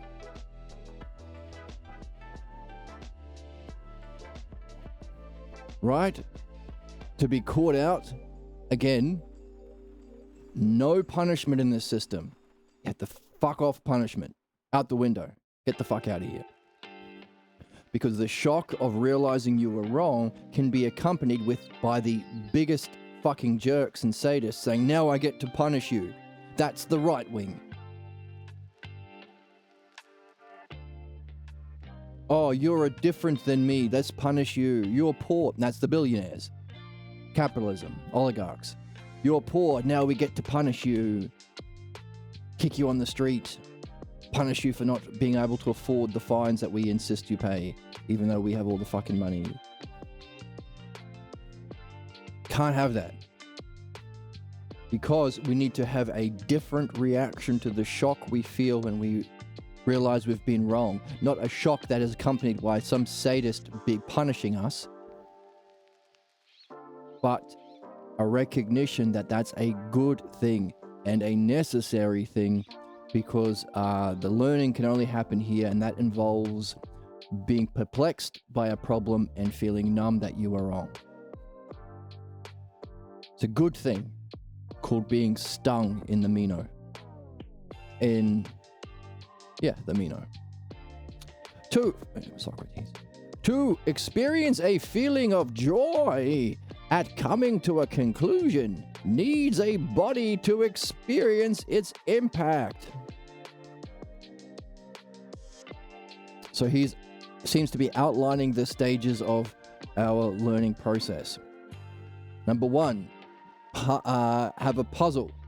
You're perplexed. As you reflect on your puzzle, realize that you don't know what you thought you knew. Holy shit, this isn't justice. This isn't understanding. This isn't me. This isn't reality, this physical world. The meaning of life isn't to make profits by feeding another child into the child-crushing machine. But then you feel a joy at coming to a conclusion. By the way, all of this blocked from belief. Again, showing why belief is the cause of suffering and ignorance, and addressing belief is why we're here. None of these steps. The willingness to go along in the search for an answer is to be awakened to the need for an experience of knowing. Ooh.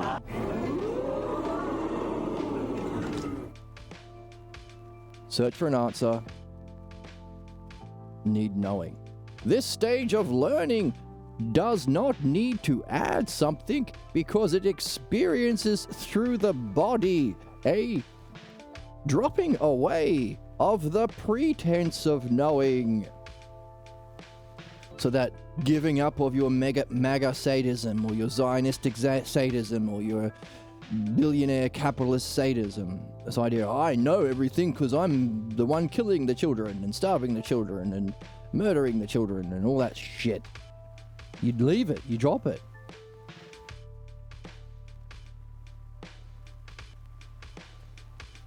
Dropping away, experience through the body a dropping away of the pretense, the image, the imitation, which is usually cruelty, by the way. Some variation of cruelty, which is why you have to be careful when you get into a situation where people who don't know shit and they're trying to be experts. Maybe they have a course. Maybe it's a personal development course held by Tony Robbins or Matt McConaughey or Jordan Peterson or your local well-meaning people. What happens if they don't know? They'll try and make you feel bad. Maybe you're sick. Maybe you've got a problem. They'll start talking down to you. Why? Because the pretense of knowing is you can't be creative because that requires knowing. Can't be beneficial, but it can knock you down. Sadistic.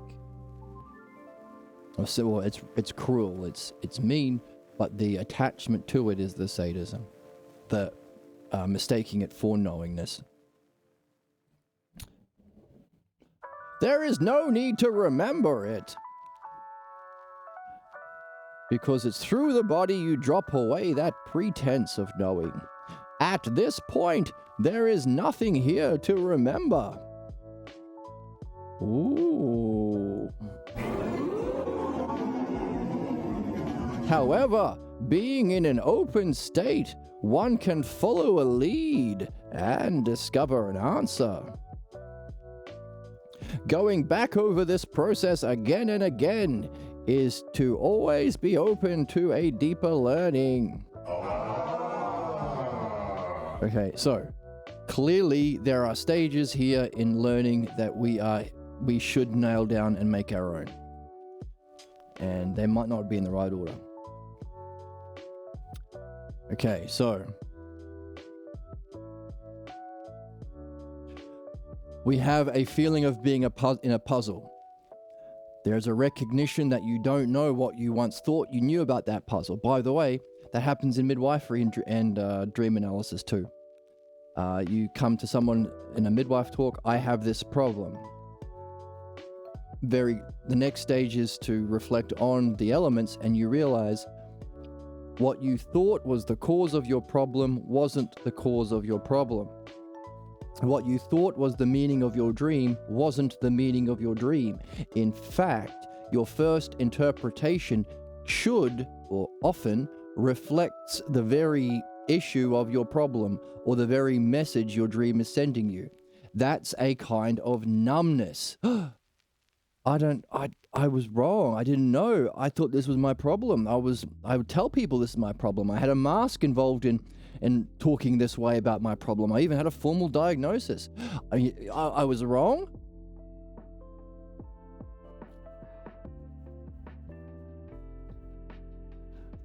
Okay, then there is some sort of learning involved, and we mentioned the arts. And then as you come to a conclusion, there's a joy.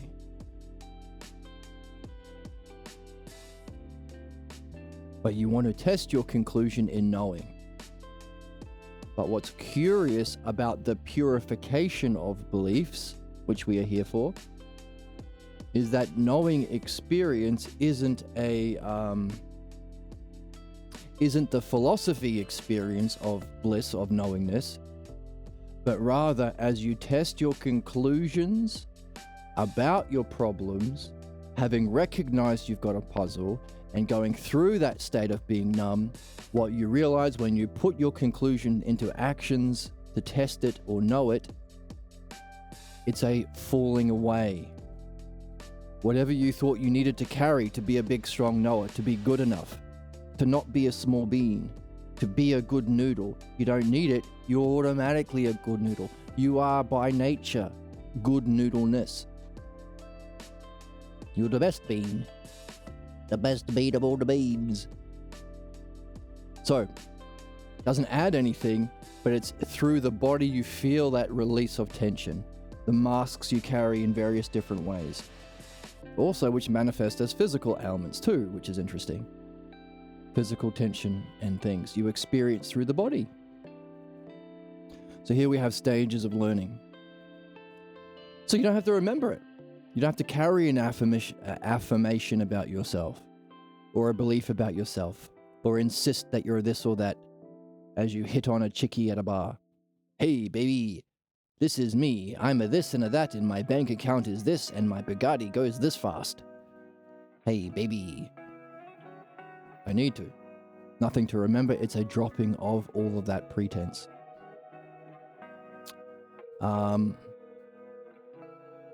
By the way, when you go through that, you can be open to doing it. Being in an open state, one can follow a lead and discover an answer. So those steps are steps. While it's not affirmations and additional beliefs about the self, it's the removal of beliefs, there are steps involved. It's not a grift. It's not a make-em-ups. It's not a belief. It's the opposite. It is a guidance through logos. That's the art.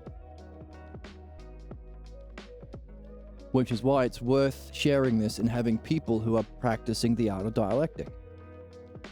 Because dialectic is guiding you through the logos in a certain kind of way that we learn here, and we read the book on this channel. We haven't for a while because we're in this book. But also, as mind communicates to us at all times, we have other guides. Same dialectic, same logos, our dreams. Not only that, we talked about experiencing reality mythologically. Can you start to notice coincidences? Similar themes repeating, feelings of deja vu maybe, as these are marks of higher intelligence. Symmetry, repetition, coincidence, these are all experiences that I suppose you recognize with bodily feelings of how do we say this? A fourth dimensional intelligence having an effect on your three-dimensional world. Now that's, should we go through it now?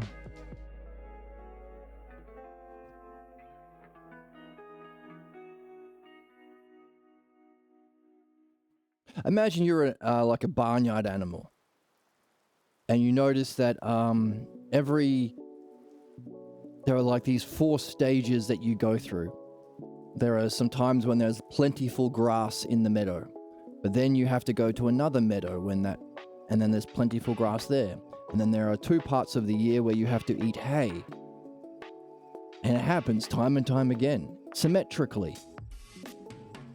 And as you start to feel that symmetry and recognize it, it feels like deja vu. Oh, it's starting to feel cold now.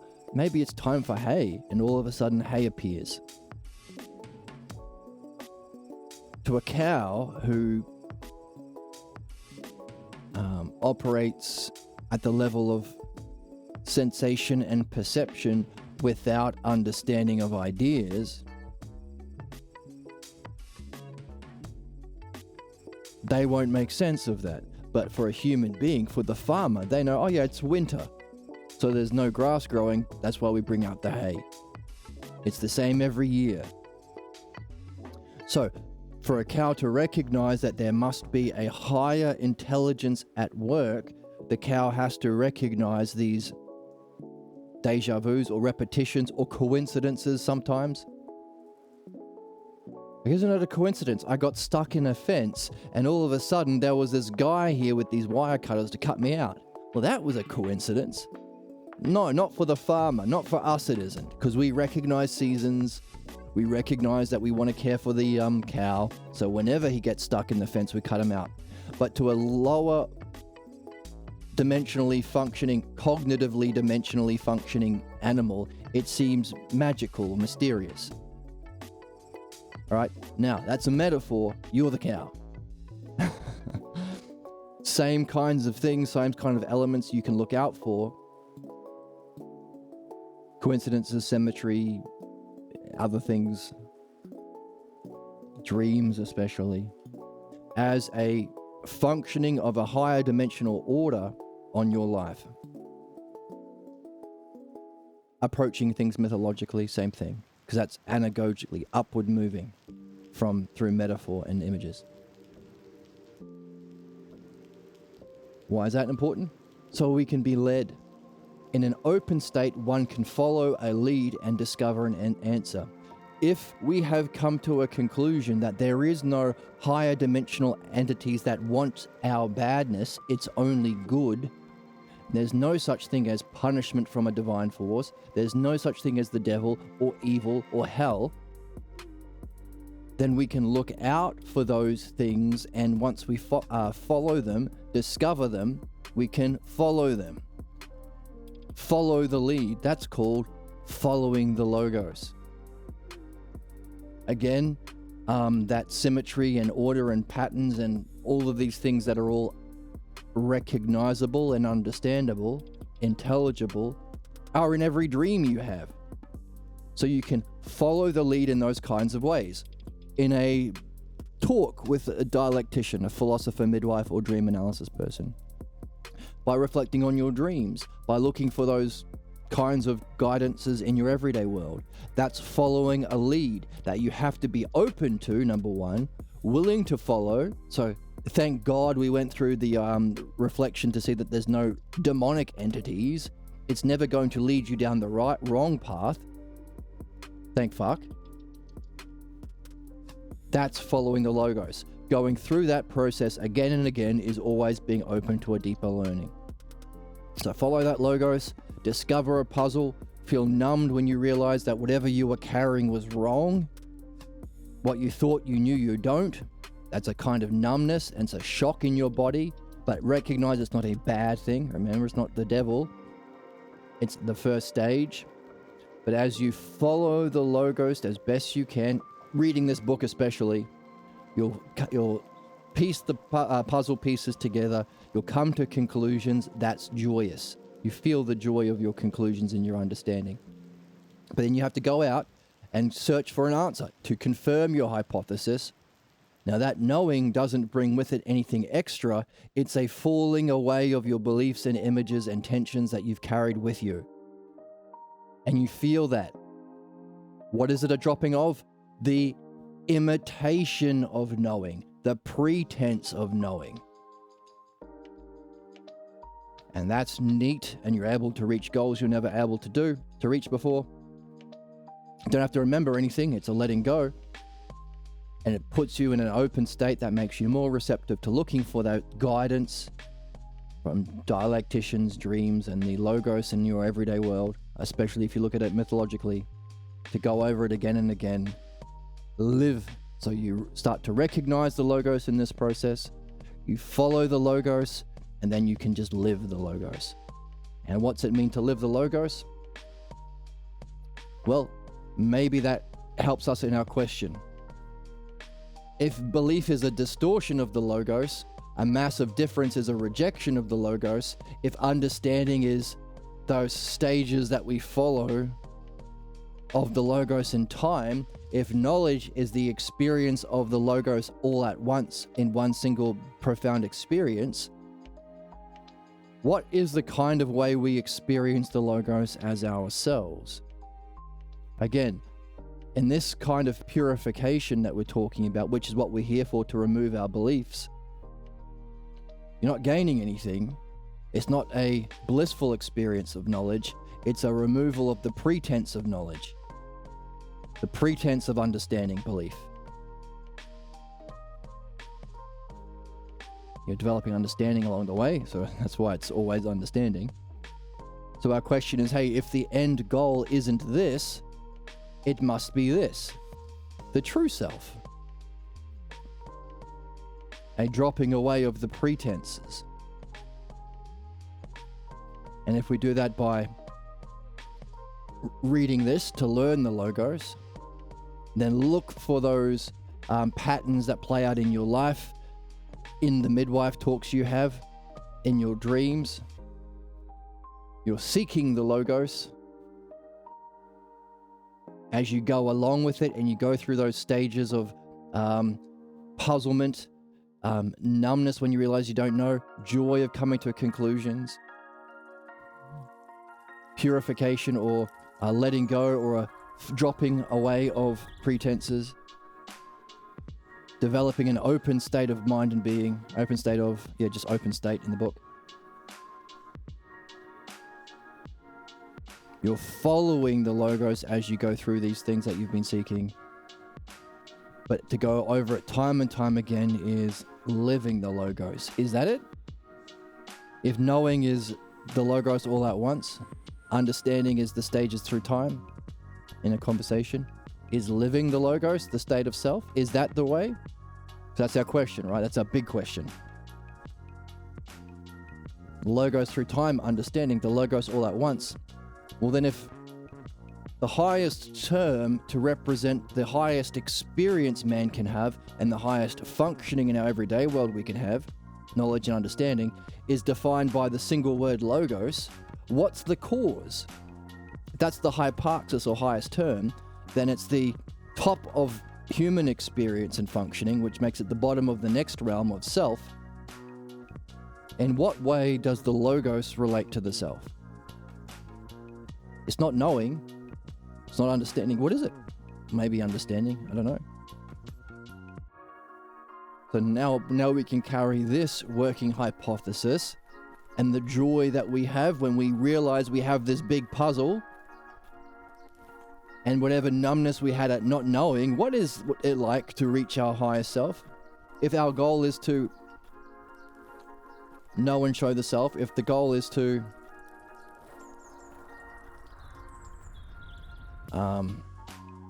honor and know the self in here, how do you do that? What's our goal? How do we know we've reached the end? What's beyond knowing? What's beyond bliss? So we don't have any idea. Now, I think I know what the self is. Hopefully you've been getting rid of that. So, puzzled by that question, in what way is the self being? Is the self and logos connected? Don't know, numb. Then we had that little joy with that conclusion. Is it living?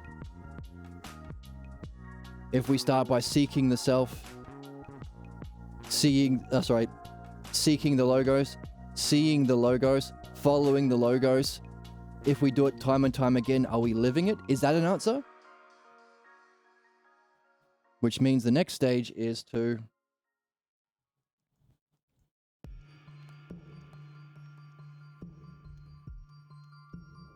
go along. There's nothing to remember. Being in an open state, one can follow a lead. We put a word on the lead, follow the logos.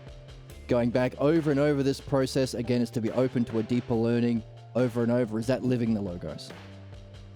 Is that what self is? Living logos? I don't know. But that's why we have to test it. Do it. Everything you do, can you look for the logos, follow the logos, time and time again, always, and live the logos? And see if that results in that open state and the dropping away of any tension or pretense or masks. Hooray. In the chat, I have a question. We love questions up in here. Is the Kool-Aid Man the pitcher or the liquefied sugary essence inside the pitcher? Kool-Aid Man. Great philosopher senpai. What is senpai? Live the logos, gotcha. I know it's senpai is a Japanese term. Is that like senpai?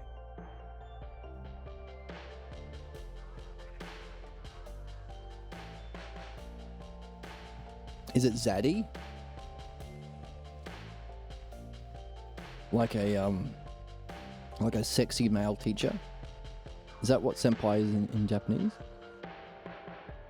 I don't know about the Kool-Aid Man. I am puzzled about the Kool-Aid Man. Senpai. Senior. Are Japanese terms to describe an informal, hierarchical, interpersonal relationship found in organizations, schools. I thought it was like a sexy thing. Like the memes I've seen, it's like some anime girl saying, "Ooh, senpai. I love you, senpai." Maybe that's just the brain-rotted version of it. Or maybe that's just an anime trope. I don't know. In my headcanon, it means sexy teacher. I am puzzled about what senpai means. I am numb to realize I didn't know what it meant. I find joy in coming to a conclusion from following along with your lead. I followed along with your lead. You come to an answer, and that joy gave me a joyous conclusion.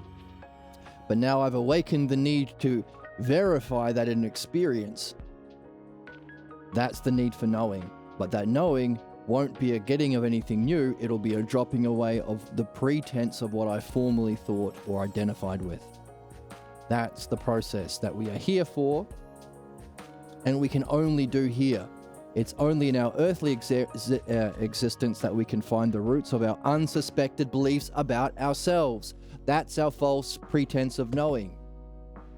You need to be puzzled to begin. You need to be okay with being numb and realizing you were wrong.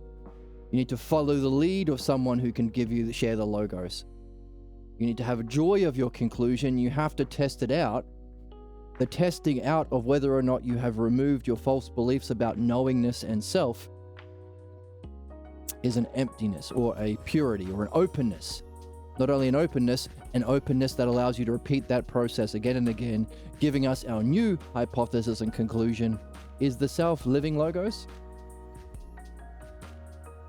Because we're going through that process of puzzling about the logos, realizing you're wrong about the logos, following the steps of the logos, coming to a conclusion,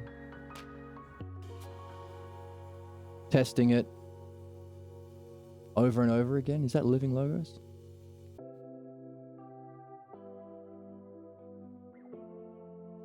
And we have our spam.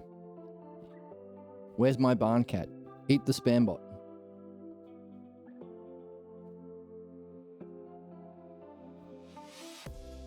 Nom nom nom nom nom. Senpai means superior or senior. I'm sure the animes I've seen, I thought it was always a sexy connotation. It can mean that usually. In anime, it usually does. That's it.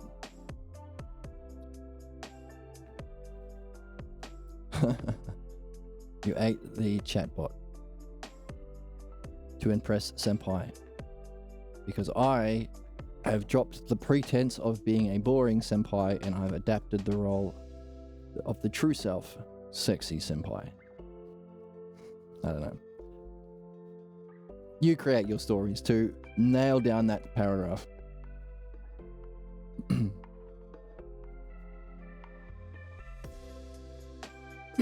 Jesus.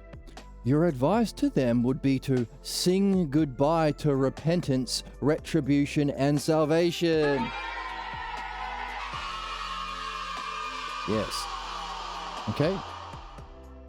Repentance means to feel bad about yourself. Say you're sorry. Retribution. Either say 10 Hail Marys or whip yourself on the back or go to prison or be beaten up or be sent to a prison camp and by ICE or to be genocide by the Jewish Zionists. And then, only then, when says the Christian Crusaders, only when we torture you as punishment for being a non-believer will you gain salvation and go to heaven. That's the 3 steps of this fucking horseshit. Repentance, sorry, fuck off with your sorries. Retribution, fuck off with your revenge and punishment sadist bullshit. And salvation, fuck off with your false beliefs about a sadistic God that cannot exist and is unjust. So, the book says sing goodbye, but I am saying say fuck off too. You can pick which you like. Sing goodbye to repentance, retribution, and salvation. You would strip them of what had guided them in their life. I wonder if the difference lies in facing the finality of this life and death in comparison with your belief in reincarnation. Now, is it a belief in reincarnation? Again, Jesus is using his level of functioning. He thinks in terms of beliefs. We don't care about beliefs. Ironically, we just said the whole fucking reason we're here is to remove our beliefs. So that's a bit of funniness.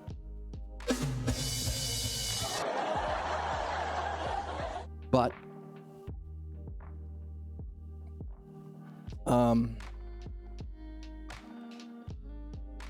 yeah, if there's no reincarnation, then I don't know, can you see how removing the idea of reincarnation can justify this violence of repentance, retribution, and salvation? By the way, every fucking horror movie has this shit, has some guy who thinks he's doing God's work by inflicting suffering and torture on people who have to suffer their retribution to gain salvation. Every fucking horror movie has some version of that. It's a cliche.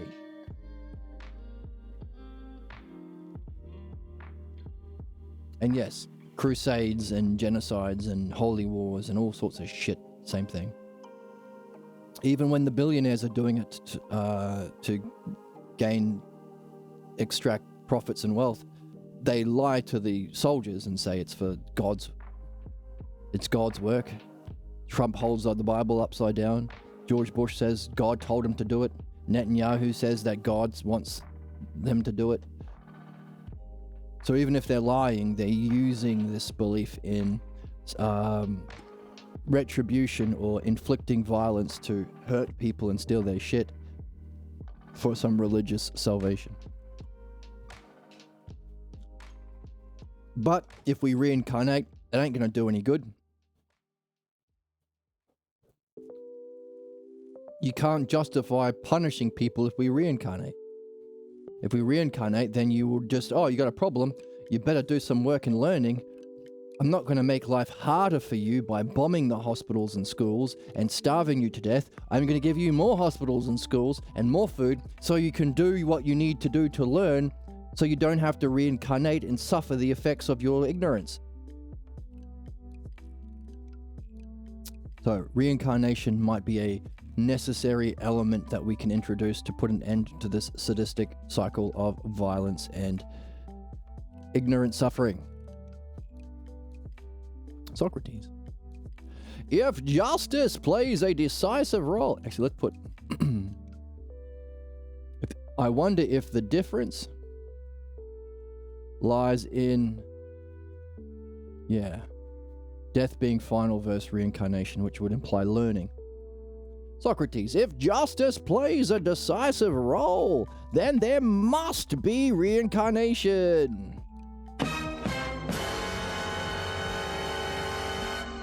And we've already seen that. So there we go. So there's another example of symmetry.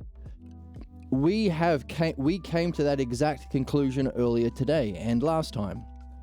The idea that there is obviously cartoonish levels of injustice. The worst human beings in Donald Trump, with the worst anti-vaxxer as a health minister, a podcaster as director of FBI, like a liar, an unjust liar as the head of the Department for Justice, an anti-medicine guy in charge of medicine, and the most ignorant people in charge of education, climate deniers in charge of the EPA. They're literally the opposite. You can't get more cartoonishly fucked up. We're at the height of injustice right here. Turning point. Life either ends or we address the reasons for that being here. So if there is a justice in the universe, and of course we are realizing there must be, for there to be a reason for our existence, an intelligibility that we can awaken to in dream analysis and the other aspects of the dialectic, there is a removal of problems. There are these heightened states of existence. There is a separation from the body that you can experience. There is knowledge. There is a benefit you can bestow through pulling together all your experiences and functioning through the dialectic to benefit others. Therefore, there is a justice, but how do we make sense of the injustice that plays out for the normies on the everyday world? You can't make sense of that. You can't put the two together without the fundamental missing element in the equation, reincarnation. Because suffering without a possibility for learning is just torture. That's unjust. We already said that. That's punishment. Therefore, if it's just punishment and cruelty, an unjust universe. But if there's an opportunity to avoid that through learning, then we have what we saw. It's not a Zoroastrian idea of good versus evil, but rather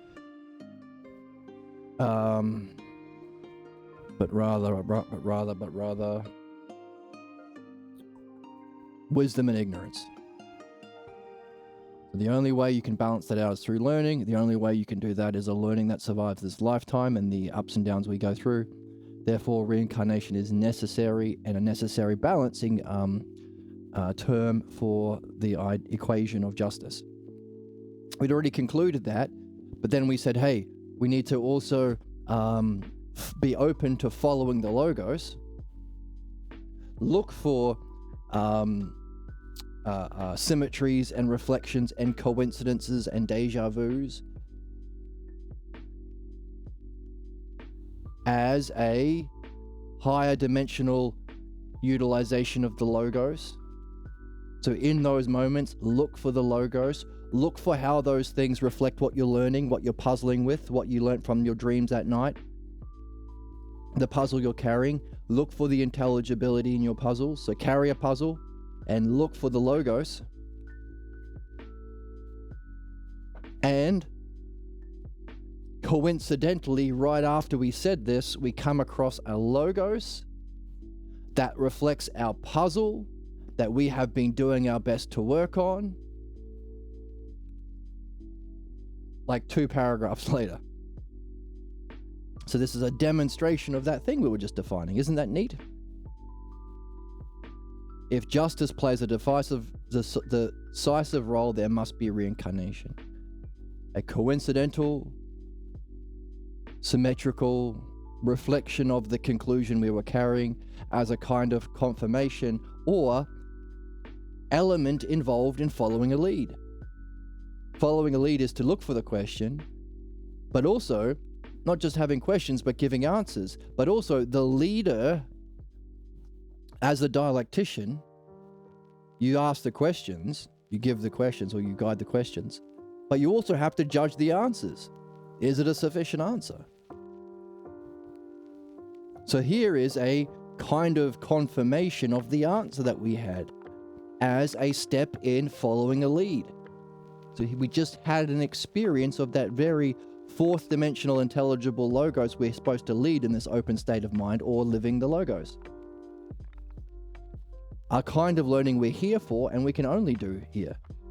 Only do in this earthly existence. Isn't that neat? Pretty wild. Pretty wild stuff. What do you say? Too stupid to understand. No. Talking about a bunch of slop. Bless do you. you Excuse you. Bless you. Yes, bless all of us. All right. Socrates. If justice plays a decisive role, then there must be reincarnation. What other than this idea can make sense of the vast injustice we see everywhere? Right? Isn't that just what we said? Isn't that cool? Following the logos is cool.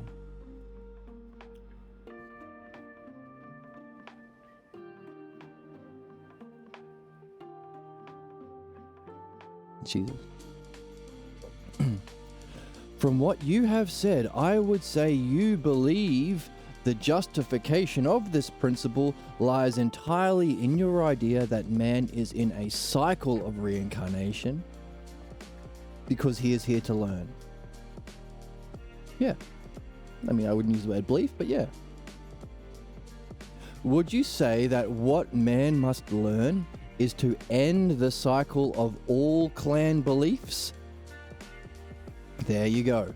And to go on to know himself? Right? All clan beliefs, not just MAGA, not just Nazi, not just Christian, not just Jewish, not just Mormon, not just, I don't know, we are racists up in our family, we're gun nuts in our family, but all of these clan beliefs. No picking favorites? Even your own?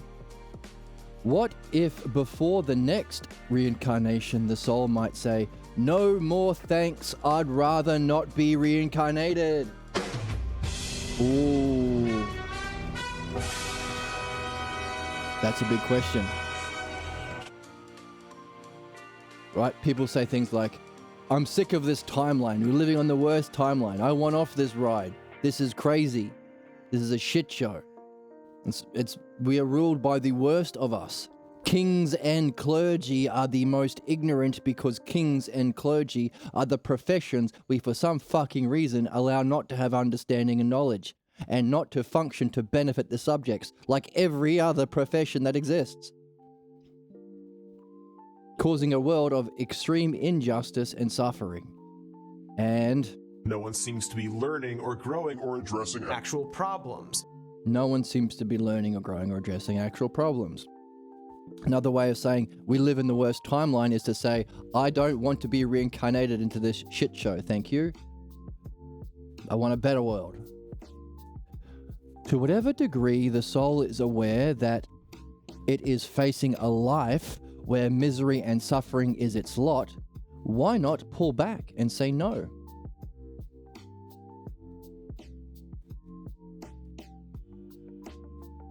I'm looking for the next chorus. Okay, we've got a bit to go.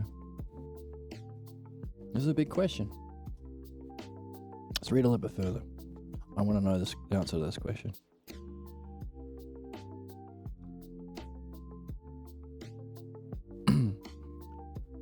We are a race that is here to fulfill its destiny.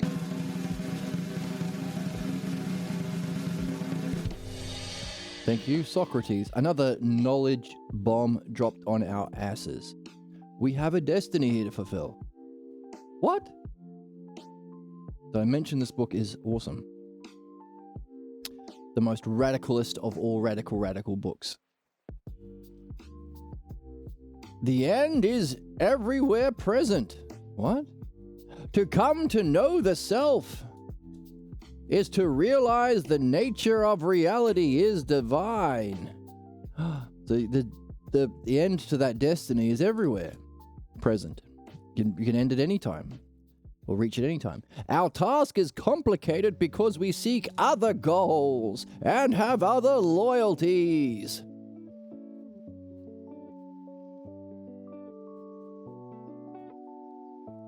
Oh.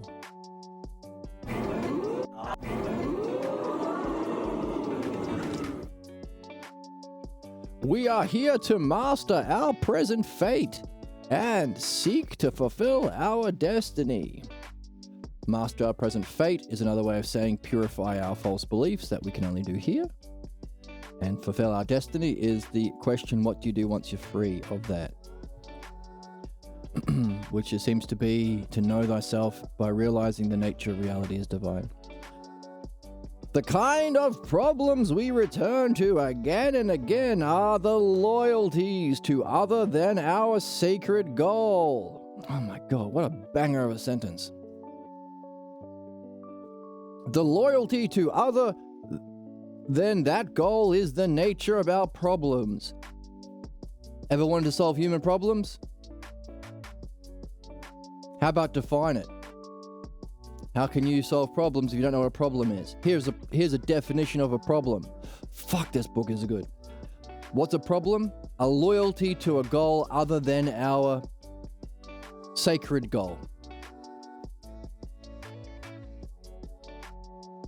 which requires mastering our fate, fulfilling our destiny. A problem is a loyalty to any other goal than that. Holy fucking shit. So, formerly we were saying our job is to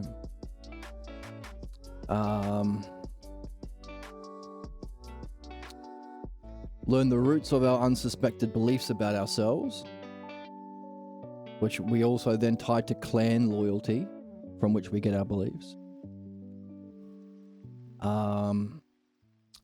We also said a problem is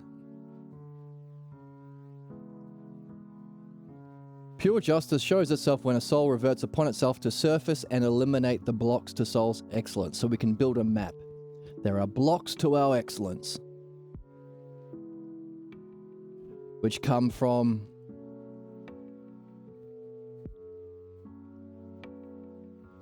unsuspected beliefs about ourselves. So blocks, unsuspected beliefs about ourselves.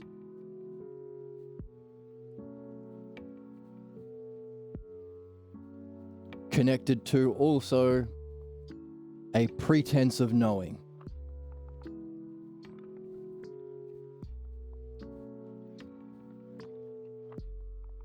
Blocks to excellence, beliefs about ourselves, tied to a pretense of knowing, tied to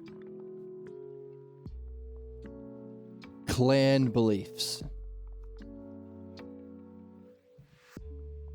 A cycle of clan beliefs, which ties us to a loyalty to any other goal than our sacred goal. So our excellence is blocked. What's our excellence? Master our fate and fulfill our destiny. Our destiny is to know the self and realize the nature of reality as divine. That's the excellence. In terms of our destiny, our fate is also the second part of that. How do you remove the fate?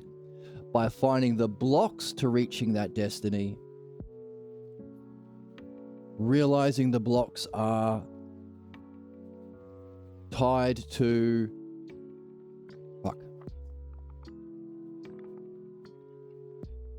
tied to beliefs about the self.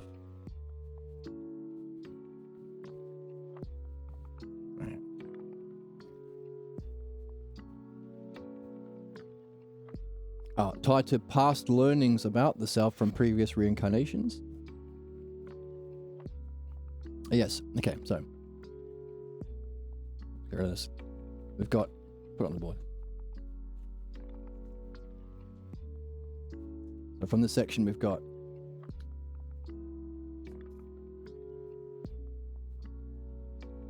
our sacred goal, which is to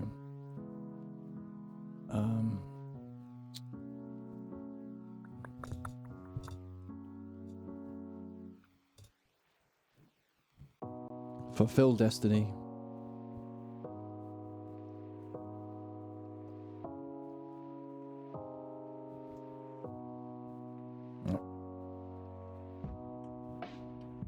fulfill our highest purpose, and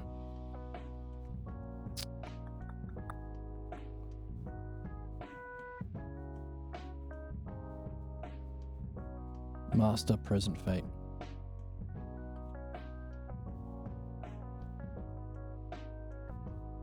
Master fate. Destiny good, fate bad.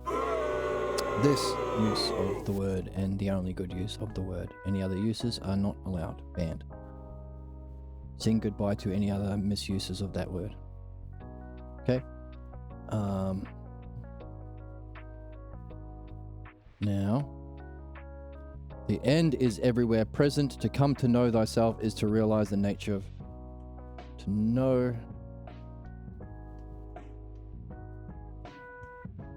the self, the high self, the true self, thyself. Realize the nature of reality is divine. There's a knowing and a realization.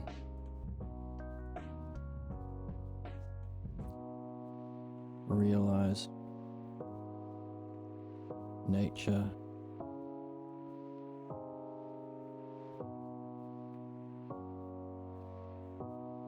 of reality is divine. Okay?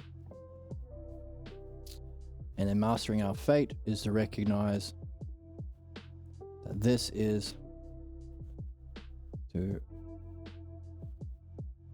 remove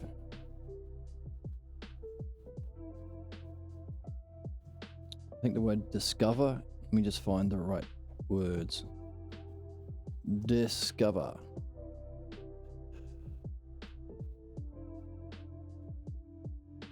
Discover the roots of one's folly. How about remove?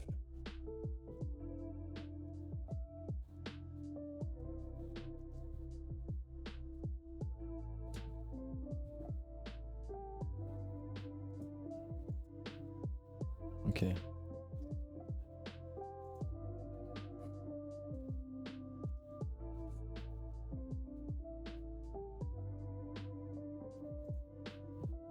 Discover the roots of one's folly. Wait.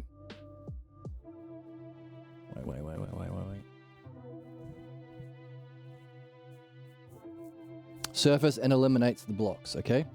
So we have to... So that's... Filling our destiny to master fate. Surface and eliminate.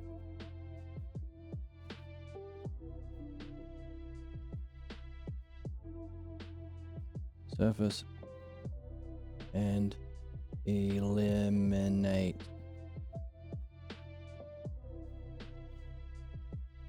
Blocks to that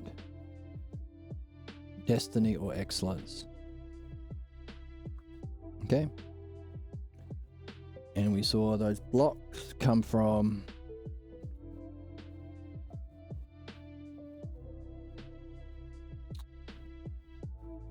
the root is our unsuspected false beliefs about ourselves. So this comes from unsuspected false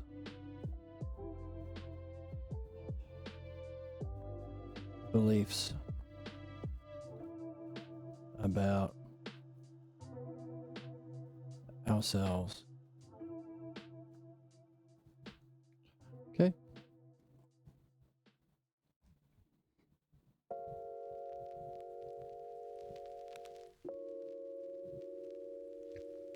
And this can be carried from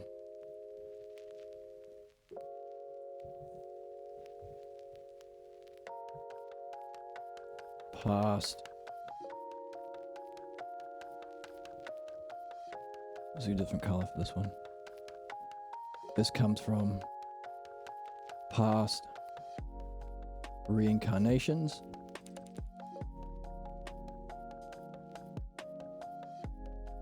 And the, was it learning and nurture? Learning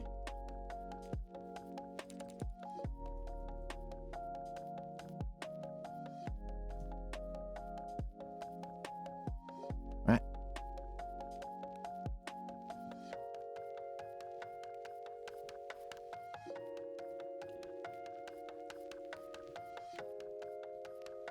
We had two, remember it's definition and demonstration. Was it nurture? Let's look for the word nurture. Too far. Here we go. Learned and nurture. Okay. Soul survives death and is reincarnated, carrying along with it whatever it has learned and nurtured from its past. Okay. Past reincarnations.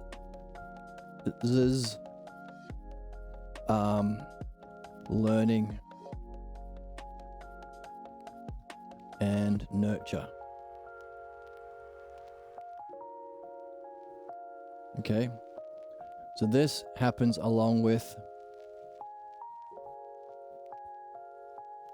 so our past reincarnations, learning and nurture about ourselves to these false beliefs we carry with us from our past incarnations, and that comes into our clan beliefs. So this plus clan beliefs that play out in a cycle. Cycles. Let's just write clan beliefs.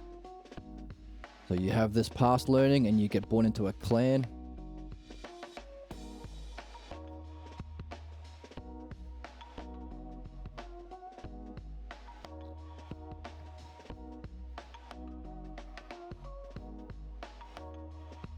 Which then lead to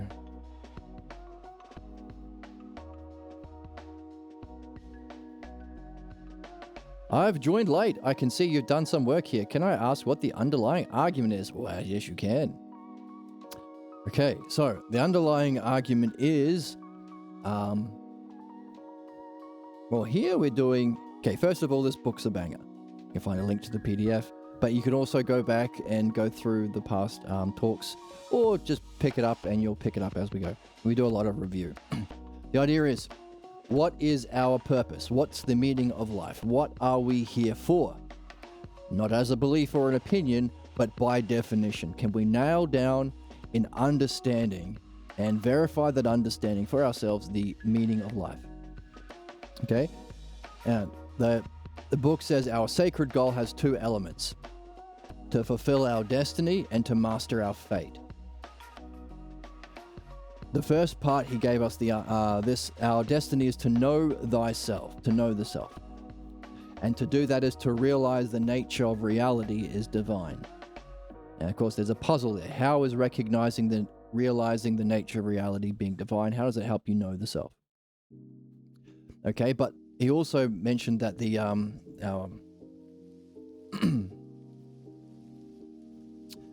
The thing about justice is it requires reincarnation. There is so much injustice and suffering happening in our everyday physical world that there can't be an injustice unless that is the consequences of previous reincarnations, which also means that we are supposed to do something in this current reincarnation to avoid suffering the implications of our learning and nurturing of what we think the self is. So, our fate. So, destiny is our ultimate goal, but to do that, you have to also remove fate. So, two ideas. Destiny good, fate is bad. Master fate. How do you do that? You have to surface and eliminate the blocks to that goal, to that excellence. As you seek to know the self, you will find blocks that come up. Why? Because you carry unsuspected false beliefs about what you are, about self and reality. That makes sense, doesn't it? Because if the goal is to know the self and know the nature of reality, you can't simultaneously have an understanding and direct experience of those things if you are simultaneously carrying a incompatible false belief about yourself. I'm just a small bead. I'm a sinner. I'm not good enough. Or reality. Reality is scary and unjust, and there are devils, and there is the hell that exists. You can't have false beliefs about reality and know the nature of reality. You can't have false beliefs about yourself and know the self. So you have to do both. Mastering your fate is surfacing and eliminating the blocks to those excellences. Only when you seek this, which is why we're reading the book, gives us what we need to be puzzled about that. And we just went through the stages of having a puzzle, of a question, giving birth to a question, realizing, so you get numb or stung when you realize that what you thought was the answer to your question was wrong. That's called philosophical ignorance. It's a good thing. This is why it can only happen in a body, because that feeling of puzzlement needs a physical body to have that sense of puzzlement. To be numb or stung also requires a physical body. Therefore, being physically reincarnated into a body is necessary for learning. It's the only place where we learn. Therefore, the meaning of life is to learn. Just as a pruning knife is the only thing you use to prune things with, that's the purpose or meaning of a pruning knife. If the only thing that we are here to do, if we are ideally suited for learning here and can only happen here, we can conclude the meaning is to learn. Also, if we weren't learning, we would just have the injustice happening and the suffering of various people at every single day in our planet. Without any learning, that would be torture, that would be unjust. So not only are we suited for learning here, but without it, there wouldn't be a justice. Therefore, necessarily, if it's a just world, there has to be a reincarnation that takes with us our learning.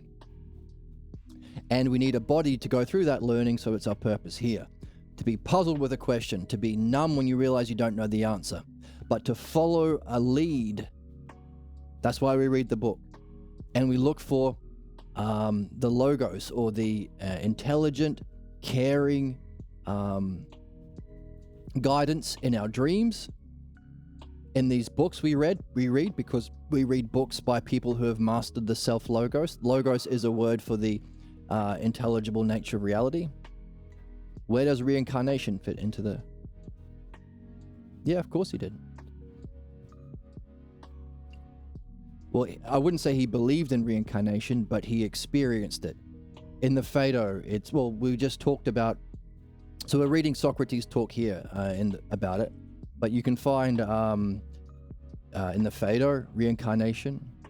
But it's not a belief, it's something it starts with a belief. Like we just went through stages of reasoning. If there was no reincarnation, we would live in an unjust world. Why? Because there's suffering that's unjust that happened here. We live in a crazy, terrible, dystopian hellscape of capitalism on the worst timeline. But if there's learning, then it's not just random suffering. So there's a necessity for learning. And that learning, we are going through the stages of the cognitive stages that you go through of learning. I've got a question. I realize I don't know. I'm okay with that being stung. I'm following the logos. And then there are various ways of following the logos. That's why we read this book, because this book is written by someone like Socrates, who has mastered the logos, who has done these things. But you can also look for coincidences and symmetry in your everyday world, so long as you are seeking this excellence. If you are not seeking this, you're not in the game. Because to surface a block that you are here to address, necessarily from the learning and nurture from your former incarnations that are also solidified in the clan beliefs of your family's way of being, and the other societal ones around that, religious and other societal beliefs, they come together with the past learnings from your former reincarnations to develop an unsuspected false belief about yourself. You don't know you have it, you just think it's real. That's the cause of your problems, the cause of your suffering, and that's what blocks your seeking of excellence. You won't be able to surface them because you think it's real. You think, oh, of course I'm this, and of course the reality is this. You need to surface the blocks, which means you can only surface these blocks and do what you're literally here for, and you will suffer the implications if you don't in your next reincarnations and in this life. If you don't do what? If you don't surface and eliminate the blocks, the false beliefs about yourself that cause your problems. We're in a movement from belief into understanding. And that understanding culminates in an experience of knowing the nature of reality. And then if you reflect on the nature of reality, you can realize that there even has to be something beyond that, knowing the self. So that's our purpose or destiny. You have to be seeking it. That's why you have to have a nose in this book. That's why, of all of the things I could be streaming, I'm streaming this book. It's a banger. Of all the books that have banged, this book bangs the hardest and the most. It bangs so hard, it will give your grandchildren CTE. Like football players get when they bang their heads. As you seek this, by having fun reading a book that's fucking awesome anyway, you'll find blocks that come up. That's fine. You go through a question about your block. Why am I blocked? Oh, I know why I have a problem. Then you'll realize what you thought was the cause of your problem isn't. That's not a blame game. There's no blame. There's never any blame or punishment to this, ever. You're supposed to have problems. That's why you're here. Anything else is just unjust and sadistic. When you realize that you didn't know, now you're stung, then you can follow the book or follow a dialectician or follow your dreams in your dream analysis, or look for coincidences and symmetry that unfold in your everyday life as you carry the question and you're open to the guidance from a higher intelligence that has a functioning in our everyday world. In other words, look at the drama and characters mythologically, wonder about how they represent these metaphysical principles of your soul's development. And as you do that, you'll come to a conclusion that will give you a joyous feeling of bringing it all together. By the way, we can represent that as Aphrodite. The joy and inspiration you feel, that's a mythology, just a personification of this metaphysical principle. The joy you feel of it all coming together. But then you have to know it or test it in an experience. But this kind of knowing isn't this bliss of reality or beyond even that to know the self. This is an elimination of what you formerly were carrying and identified with. Giving a pretense of knowing what you thought it was to be a big, strong knower. Or to be wise. An imitation of our family members, our clan beliefs, and this plus our former incarnations, our learning from our former incarnations. A pretense of knowing, that falls away. So you're not gaining anything, you are purifying. It's an openness leading to a kind of openness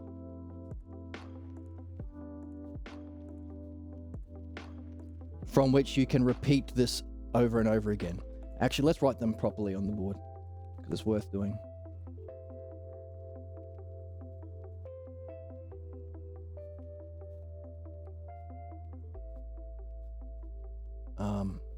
Hungry.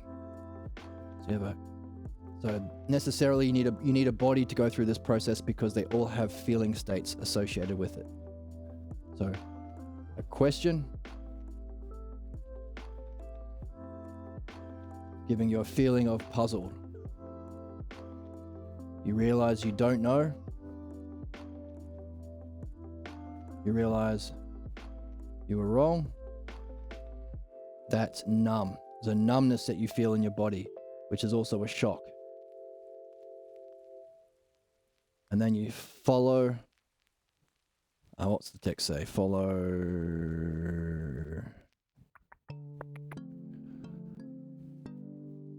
Hey. Follow. I should bring up the book. Being open to follow a lead to discover an answer. Follow a lead to discover an answer that you now know that you don't have.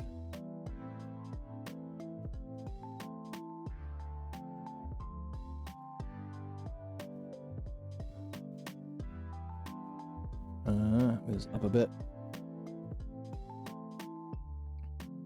And then there's nothing there to remember, but it's a dropping away of the pretense of knowing. So, what's the feeling state of following a lead? You tell me. There is a experience of a joy of coming to a conclusion. So come to a conclusion.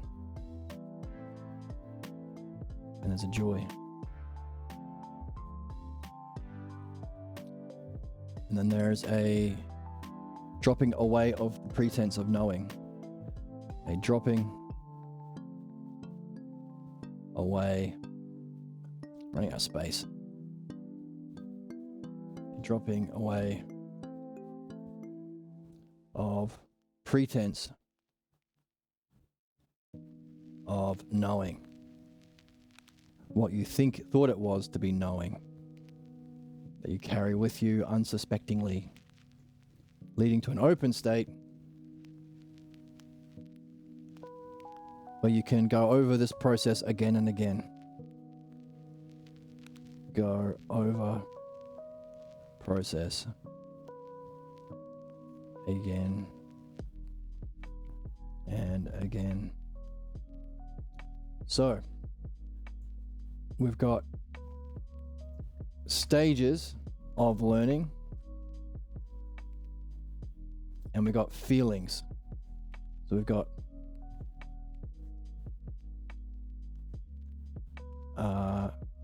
cognitive stages and we've got feelings which require us to be in a body.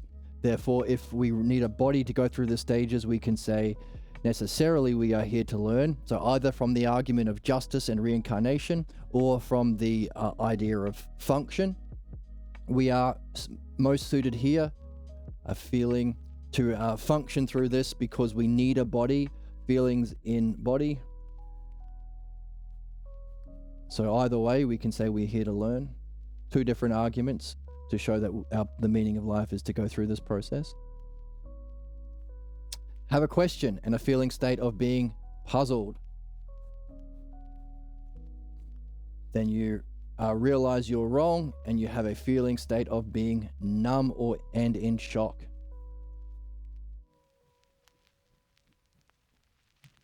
As you follow a lead to discover an answer, he didn't give us this. You figure out what that feels like to follow a lead to discover an answer. You might be going through it right now.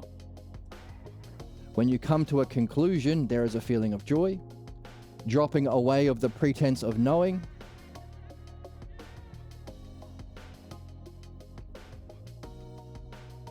seems to be an open state, different from this is removal of fate, not destiny. Destiny's experience of knowing is a blissful state of pure being. Open state. Going over the process again and again, don't know. Wasn't given in the text, so you can fill that in too. So these are the stages we go through as the reason we're here. If we don't, we suffer the implications in this life and the next, not as punishments, but as a demonstration of the consequences of not doing your job here, and instead having unsuspected false beliefs from previous reincarnations and clan beliefs, giving a pretense of the knower, but also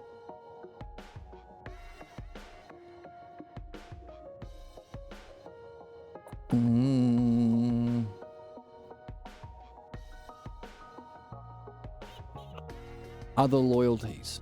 Problems we turn to again are loyalties to something other than our own sacred goal. Loyalty to any other goal. So the past learnings and added to the specific clan beliefs that sort of activate it in your lifetime lead to a pretense of what it means to be knowing and loyalties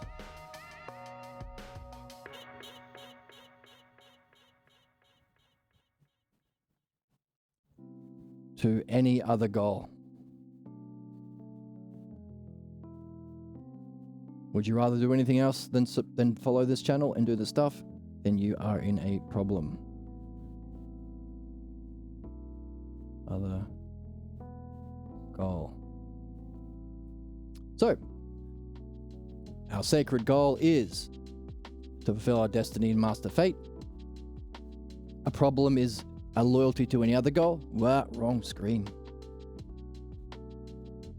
So our sacred goal is to fulfill our destiny and master fate. Our problem is a loyalty to any other goal.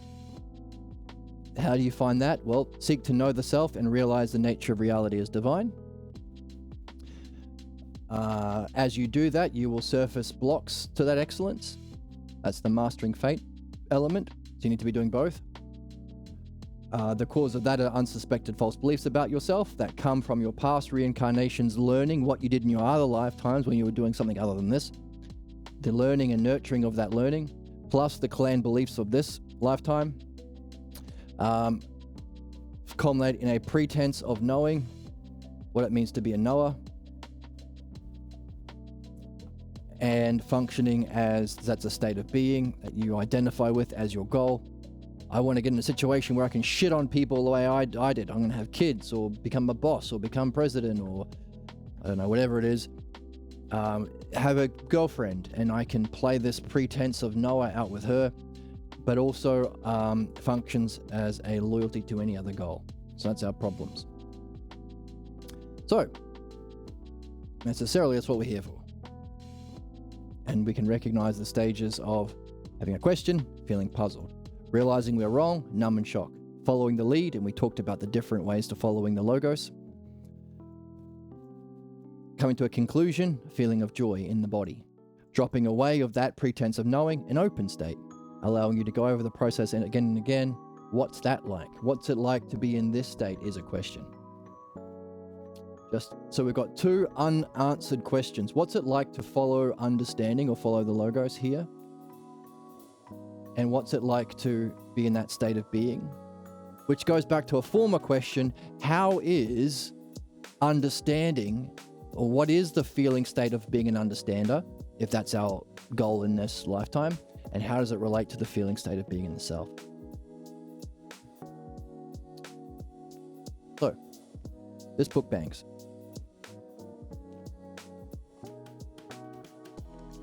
We have talked about the kinds of problems the race of man experiences as they identify with the values of the family clan.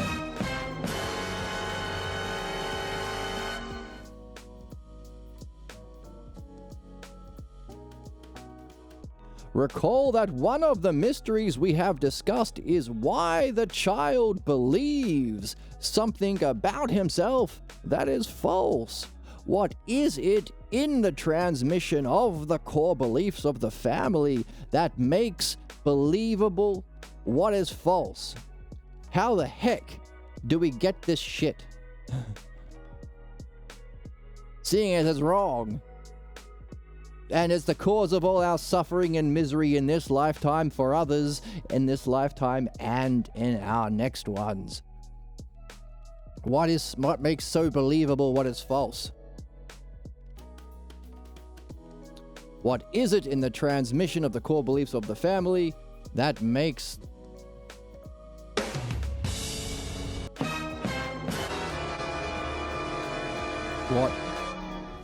believable what is false? However, is it not true that in accepting this core belief, it creates a way of being, number one, and an identity? You don't want a girlfriend to play at dialectics, but what else are partners for? Exactly. Because if you don't, what are you going to do? If having a girlfriend to play out dialectics with drama, suspense, fight over the miniature poodle. Exactly. Fighting over miniature poodles as a way of binding your relationship is nothing other than a relationship where you are stuck in fate and you will just be learning and nurturing that false belief about yourself and reality, your blocks, and any images of love from your family beliefs you identify with. You will be playing out a loyalty to any other goal, causing problems in this life and in your next. Or have a relationship bound by destiny, love, and logos. That's right. If you're not doing dialectics, you're doing the negative dialectic. You are ingratiating yourself, nurturing yourself in what is false and harmful. You've got a loyalty to a family goal.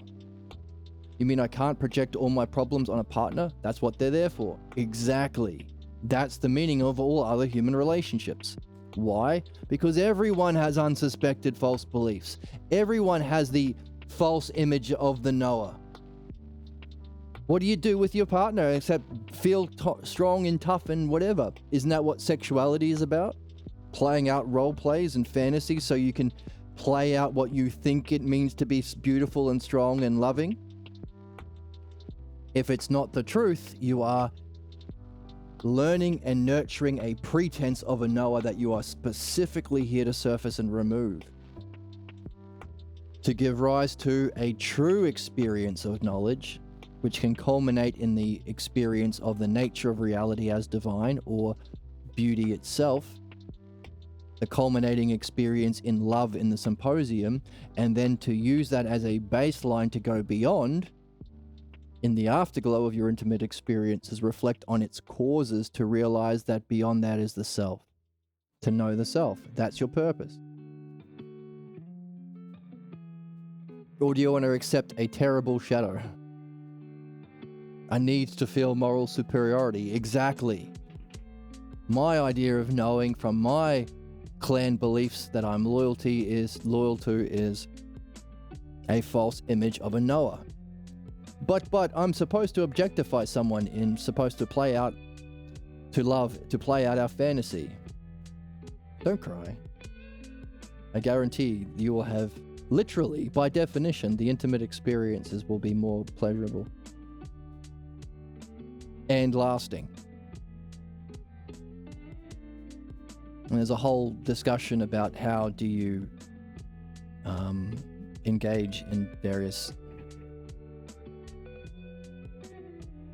kinds of intimate relationships to facilitate that process. Now, in the symposium, it's talked about in terms of levels of love, seeing the beauty of a body, seeing a beauty of a soul, beauty of mind, beauty of this, the culminating experience of beauty itself as the knowing of reality as your nature, knowing the self as ultimate reality, which is beauty itself, and then that as a starting point to develop true excellence of the self. That, as Socrates says, makes you a friend of the divine and as immortal as any man can be, allowing you also to escape the suffering of reincarnation. Yeah, I know. I can see your sarcasm at JK at the end. But what's curious about the symposium is each of those stages of beauty and love. Yeah, this is true romance. Romance is the logos that you add to it. Fake romance is lying. I want to be with you forever, baby, until the stars fall out of the sky. It's not going to happen. Why? Because that being with your beloved forever requires immortality, which requires the knowing experience, because that's eternity. That's knowing yourself as divine or eternal. Divine means eternal. So romantic languages are lies that are a shadow of what we actually seek. True romance is saying the same things, but you're actually telling the truth this time.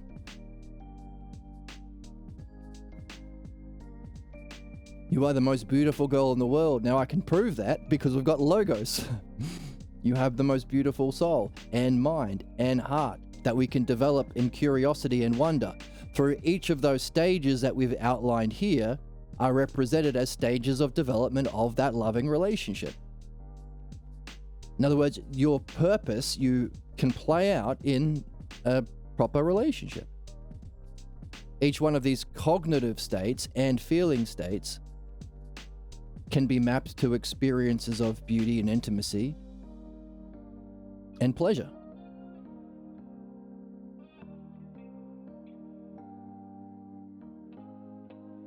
That's the symposium.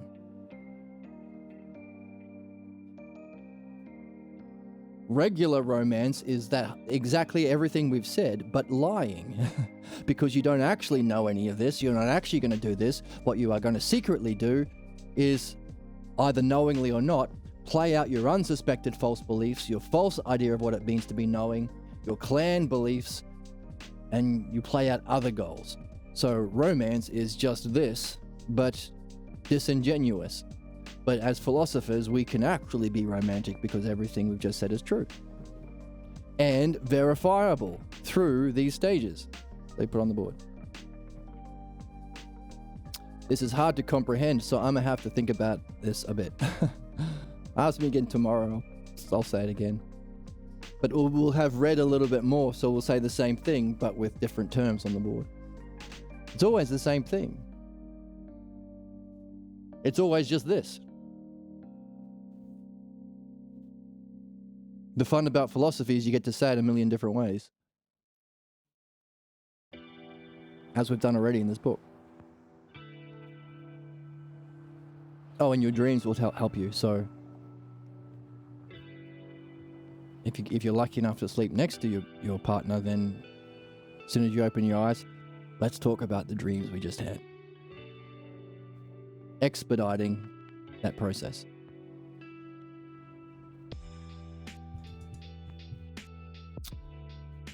So, yeah. The best game in town.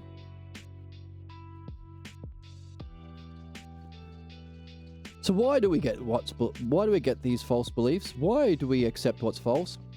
In accepting this core belief, relationships are so complicated, I don't want to involve myself with them at the moment. Well, we just made it simple. We just put it on the board. Do you want to use relationships to play out your false idea of knowing and love, which will cause your problems? The dramas will be the implications of your false beliefs about self-reality and love that you got from your family growing up, plus what you brought in as a soul. You want to relive the same dramas of your dreams and everyday thoughts and fantasies that cause your blocks to excellence? Or do you want a relationship where you can find the root cause of that, purify that, leave you in an open, clear state free from problems so that you can go on to fulfill your highest purpose, to know the self and know the nature of reality as divine? Two options. Non-stop mind games of people trying to make each other feel bad for not meeting their expectations. Yes, making other people feel bad is an image of knowing. Because believers can't make people feel good. That requires the logos. Understanding. Benefit.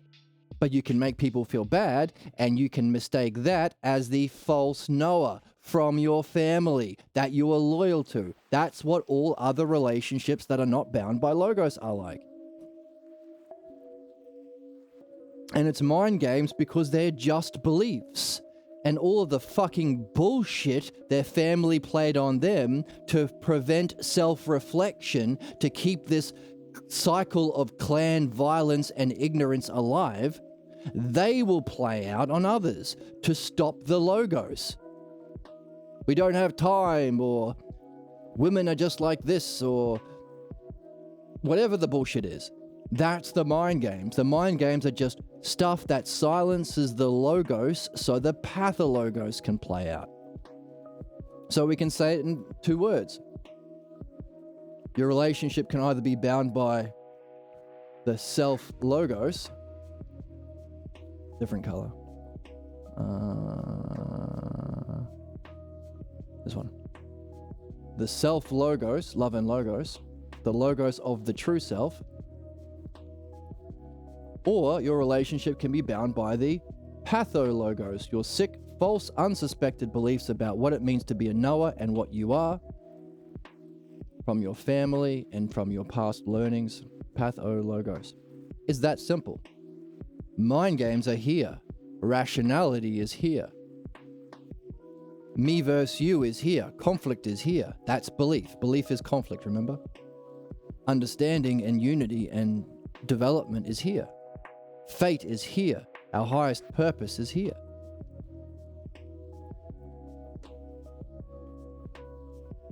If the problem to past relationships have been playing out drama and mind games, then all you were doing is you were looking for people that reflected your own pathologos. Your model of beauty that caused you to be attracted to a man was a representation of your family clan false ideas of a knower. You need a different standard of beauty.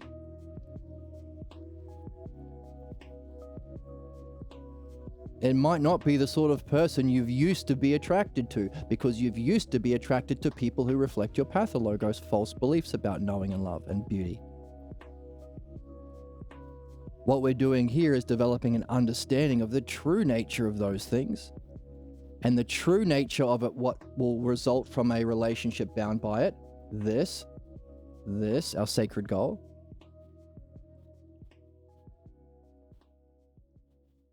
But the great thing is, the more that you get into it, the more you'll start to recognize beautiful souls and beautiful minds. And the thing about beautiful souls and beautiful minds is they shine more radiantly and beautifully than any hot bod.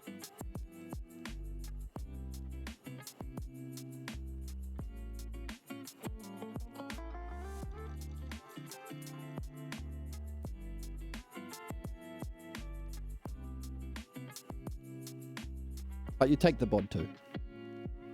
You don't have to throw the bod away. You can enjoy the bod as well. Never understood why people blow up over everything, and where conversations and communications are working through things a threat. Yes, by definition, conversation or logos is a threat to the pathologos. But the issue is, that's a good thing. You are looking for threats to the pathologos because the pathologos is the cause of your suffering, conflict, injustice in this life and beyond. That's it. Find someone willing to reflect on what they formerly held as true. That's why this second state, once you've got a question, what is a truly loving relationship, could be a question, is realizing you were wrong. Realizing everything I've been attracted to, all my standards of relationship, all the guys I went for, were wrong. That can be a shock. Every guy I've chased, every fantasy I've had and been cultivating was wrong. Holy fuck beans. That's why you need a body to go through this process. You feel that shock in the body. You feel that numbness that results in your body. But that's good. That's stage 2. Now you follow the logos by reading this book, by looking at your dreams, by looking for coincidences in the world, and talking with people like you find here. And then once you start to put the pieces together, you start to feel joy that in a relationship you can share with someone. Or even not in a relationship. Part of this game of philosophy is sharing your joy, your insights, your puzzles with others. That's what it means to be on the quest. You're a wizard, Harry. The more you play it out, you'll drop all of those pretenses you formerly associated with love and loving relationships, leaving you open to keep going. To keep going. That's why I don't trust myself to date anyone anymore. Good. Don't trust yourself. Why? Because you'd be trusting your false image of yourself that you've identified with and been nurturing and cultivating your whole life. Don't trust that. What you can trust is the logos. Trust the logos. Everything we've just said, look for someone like that. Look for someone with this kind of openness, this kind of curiosity, someone with a good heart and a good head. Yes, don't trust yourself.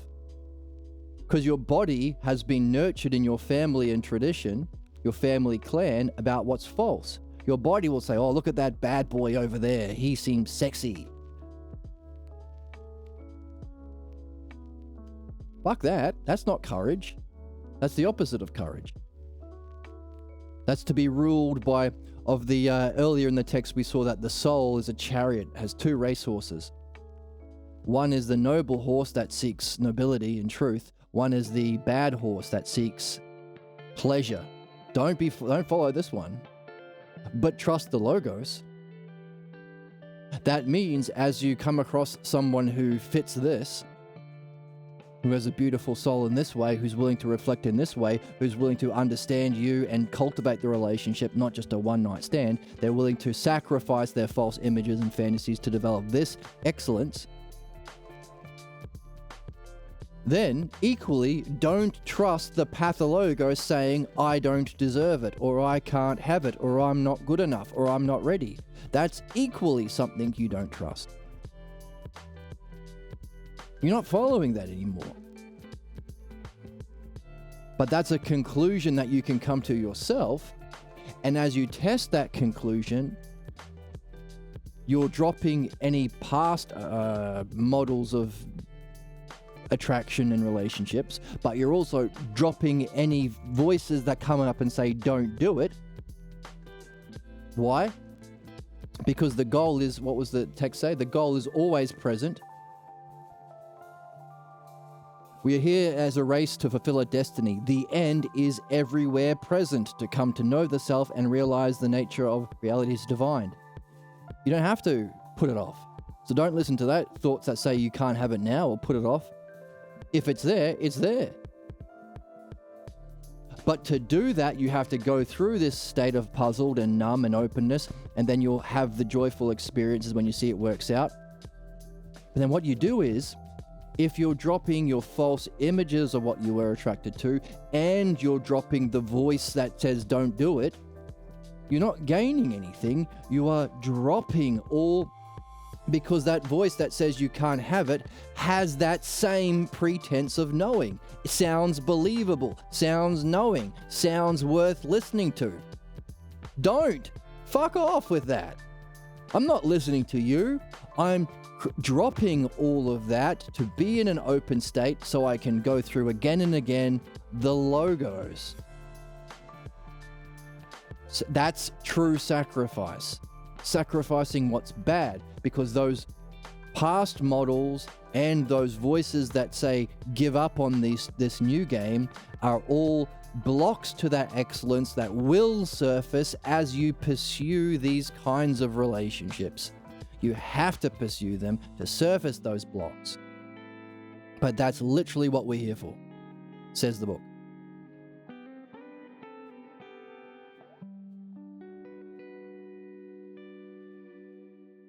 You went after people who made you feel safe. Now you have to go for people who made you feel curious and puzzled and shocked and joyful in conclusions and open and empty and free, rather than safe. Because what's safety? Familiarity with your family bullshit.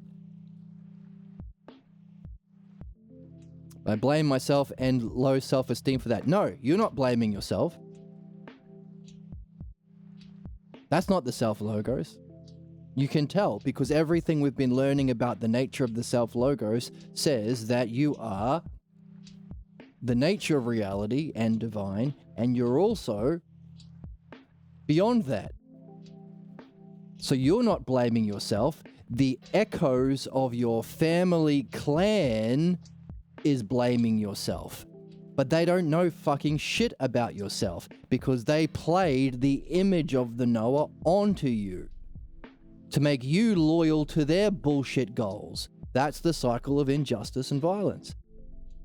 You're not blaming yourself. You're listening to someone who is a false knower blaming yourself.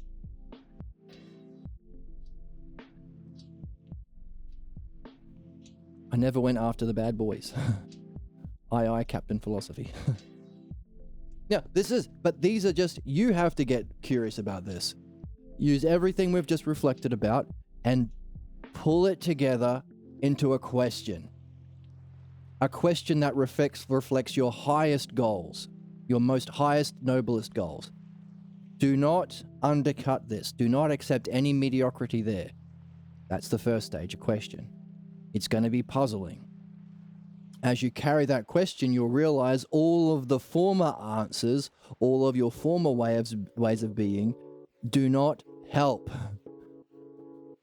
That's going to be a shock. But that's okay. That's actually a good thing. As you carry that question and that numb or shocked state, follow the logos. Follow this. Follow your dreams. Follow the coincidences as you carry this. But particularly follow the text. Follow this conversation that we've been doing on this text. As you use the book, not your former beliefs or what's in your head, but the book to answer that question, you'll come to conclusions that you'll feel a joy about in your body. That's not enough. Go out and do it. You won't be able to unless, as you apply those conclusions without any loyalty to anything in the past, any loyalty to any false beliefs, any loyalty to those old thinking patterns, or any loyalty to any image of yourself, then you'll find whether or not your conclusions are true. But notice, you can't do that if you have any loyalty to those other things. And you'll find your success will only come the more you drop away any pretense of knowing anything about that question. And it'll work. You'll reach your goals. That's the open state. And then you can go over it again and again. And all the way along, share your experiences, all your difficulties with us in the Discord or on the channel, in the chat. It's not a solo quest. We're all in this together.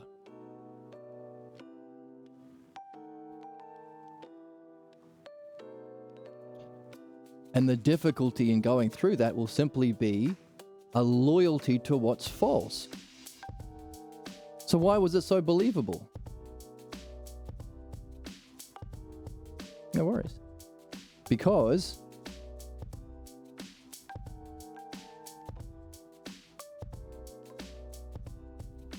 taking your time. Oh no, of course. Well, this is the only thing worth doing. What else should we be doing with our time?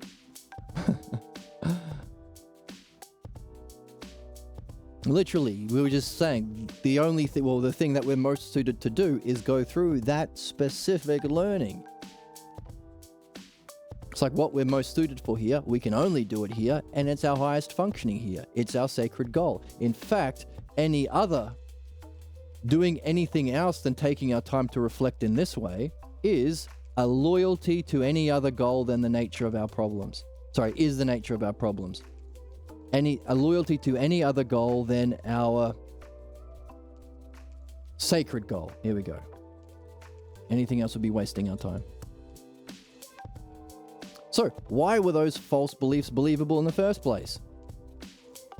And he says, look, in accepting a core belief, it creates a way of being. Wow. And an identity.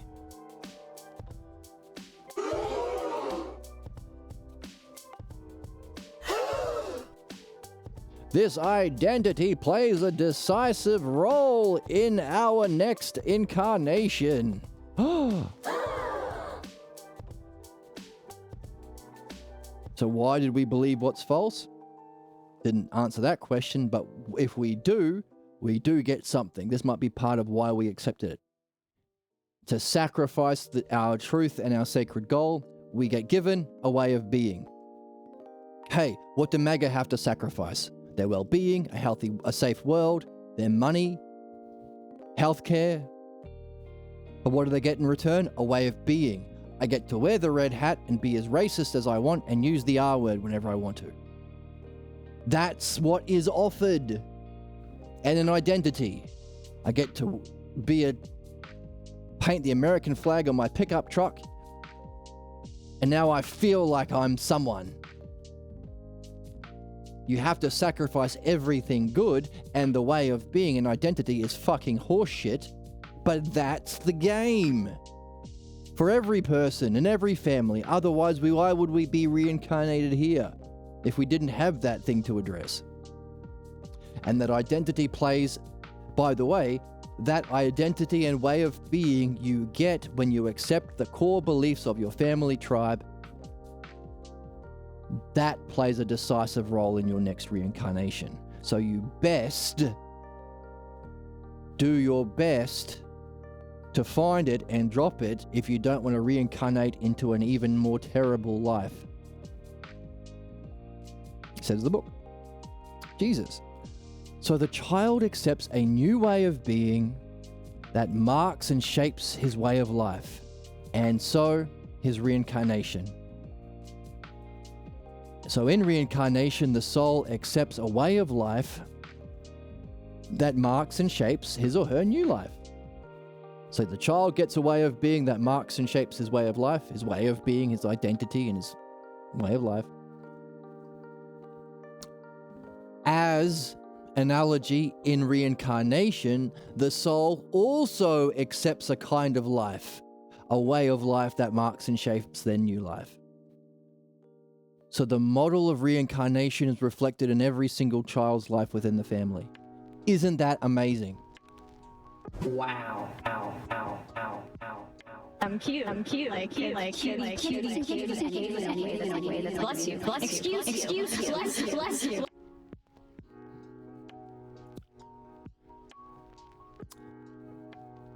I promise I'll work on my soundboard. I always say that.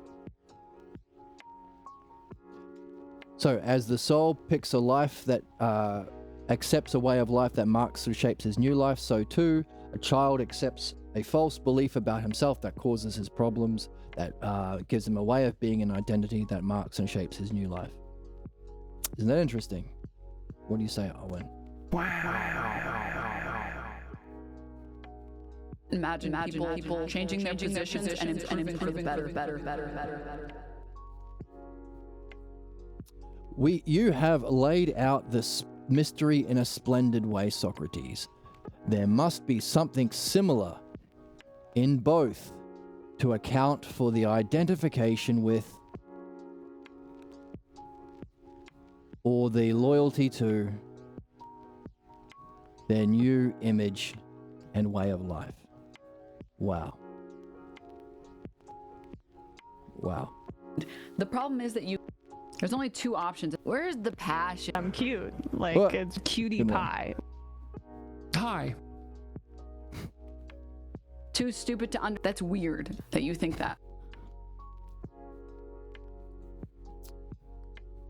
I need to have some good ones. I was aiming for a good one, and I got one, and I cut it off.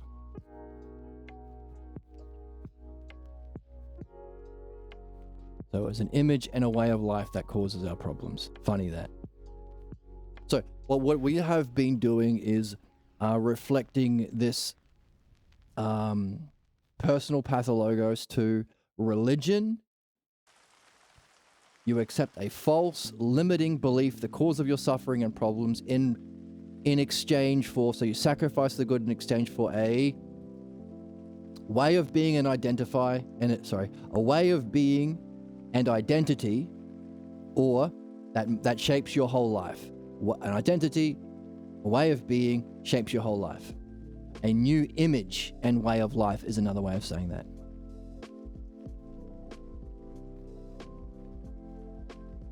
So this is true for every child.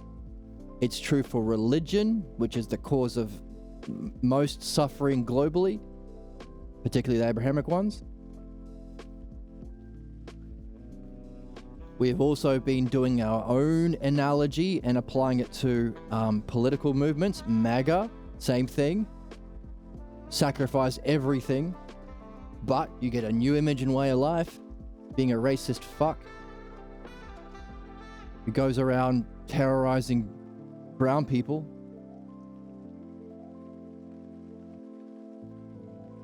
But also, we can go in the other direction and apply it to... So, the most prevalent is our pathologos from childhood.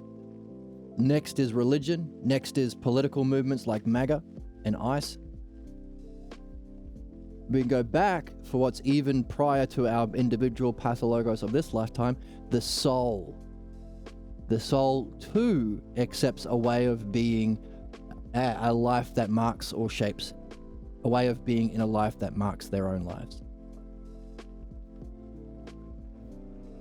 And what we have put together is the way we've lived, the way that we play out our individual pathologos and our religious and cultural ones as well, is a kind of learning and nurturing that will then influence what our soul will choose in our next reincarnation. And as a result, we will suffer the effects of all of the injustices and not addressing this issue. Not addressing our false beliefs, we will play out a consequence of negatively in our next reincarnation. Isn't that interesting?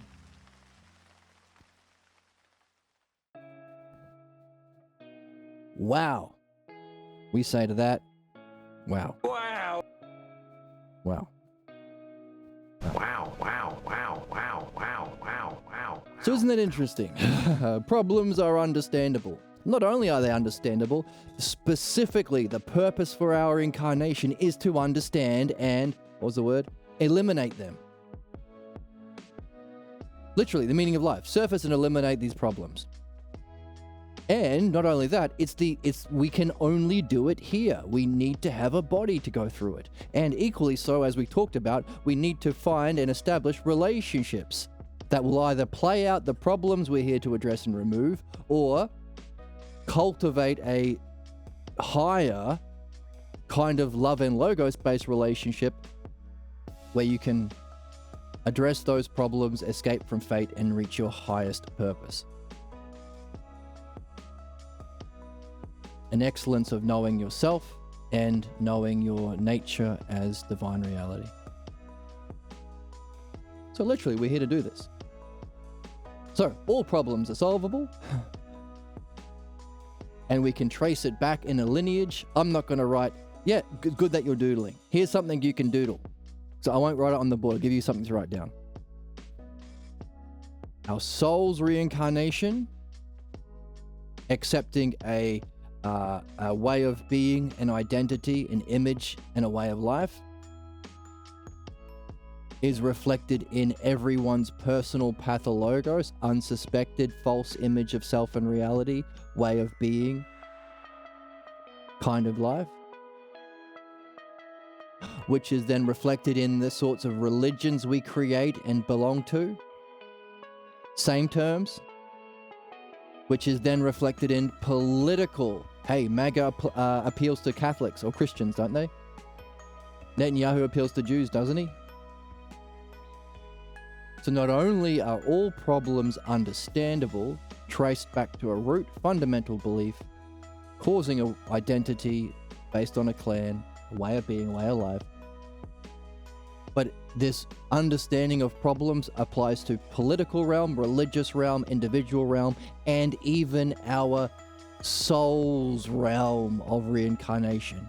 Not only are problems understandable, it's understandable at every level, and every level is connected and reflects the former. So all problems are understandable on all levels and solvable, and specifically the reason we are here, alive right now, is to solve them. And if we don't apply ourselves in the best way we can to solve them, then we have a problem. Why?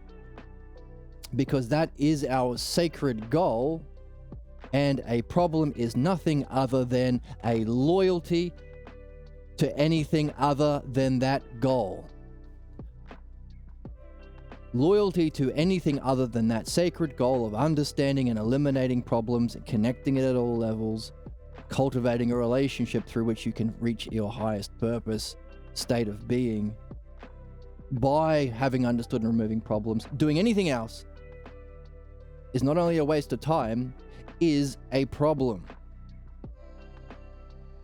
And will function to further inculcate you to that very issue and problem you're here to solve. So if you're doing anything other than solving the nature of problems in this way, you're in a problem, and that problem is going to cause your suffering, your bad relationships, and your soul's negative incarnation, and you will suffer worse consequences as a result of abandoning this, our goal, the purpose of life. Did I mention this book bangs? My God, this is a good book. Fuck me. Thank you for joining me. You can follow along in Twitch. Next time we're going. Where's it going? Holy shit! How good was today? Where are we going to go next time? Only one way to find out. That is to follow on Twitch or YouTube. You can join the Discord to get a notification when we go live. You can find a link to the text below. You can buy me a coffee if you want to click on the link below. And I did mention it was good. Didn't I mention it was good? If I haven't, it's a good book. It was a good book. It was a real good book. My God. Yeah, thanks for hanging out today, Sus. And I'll see you in the next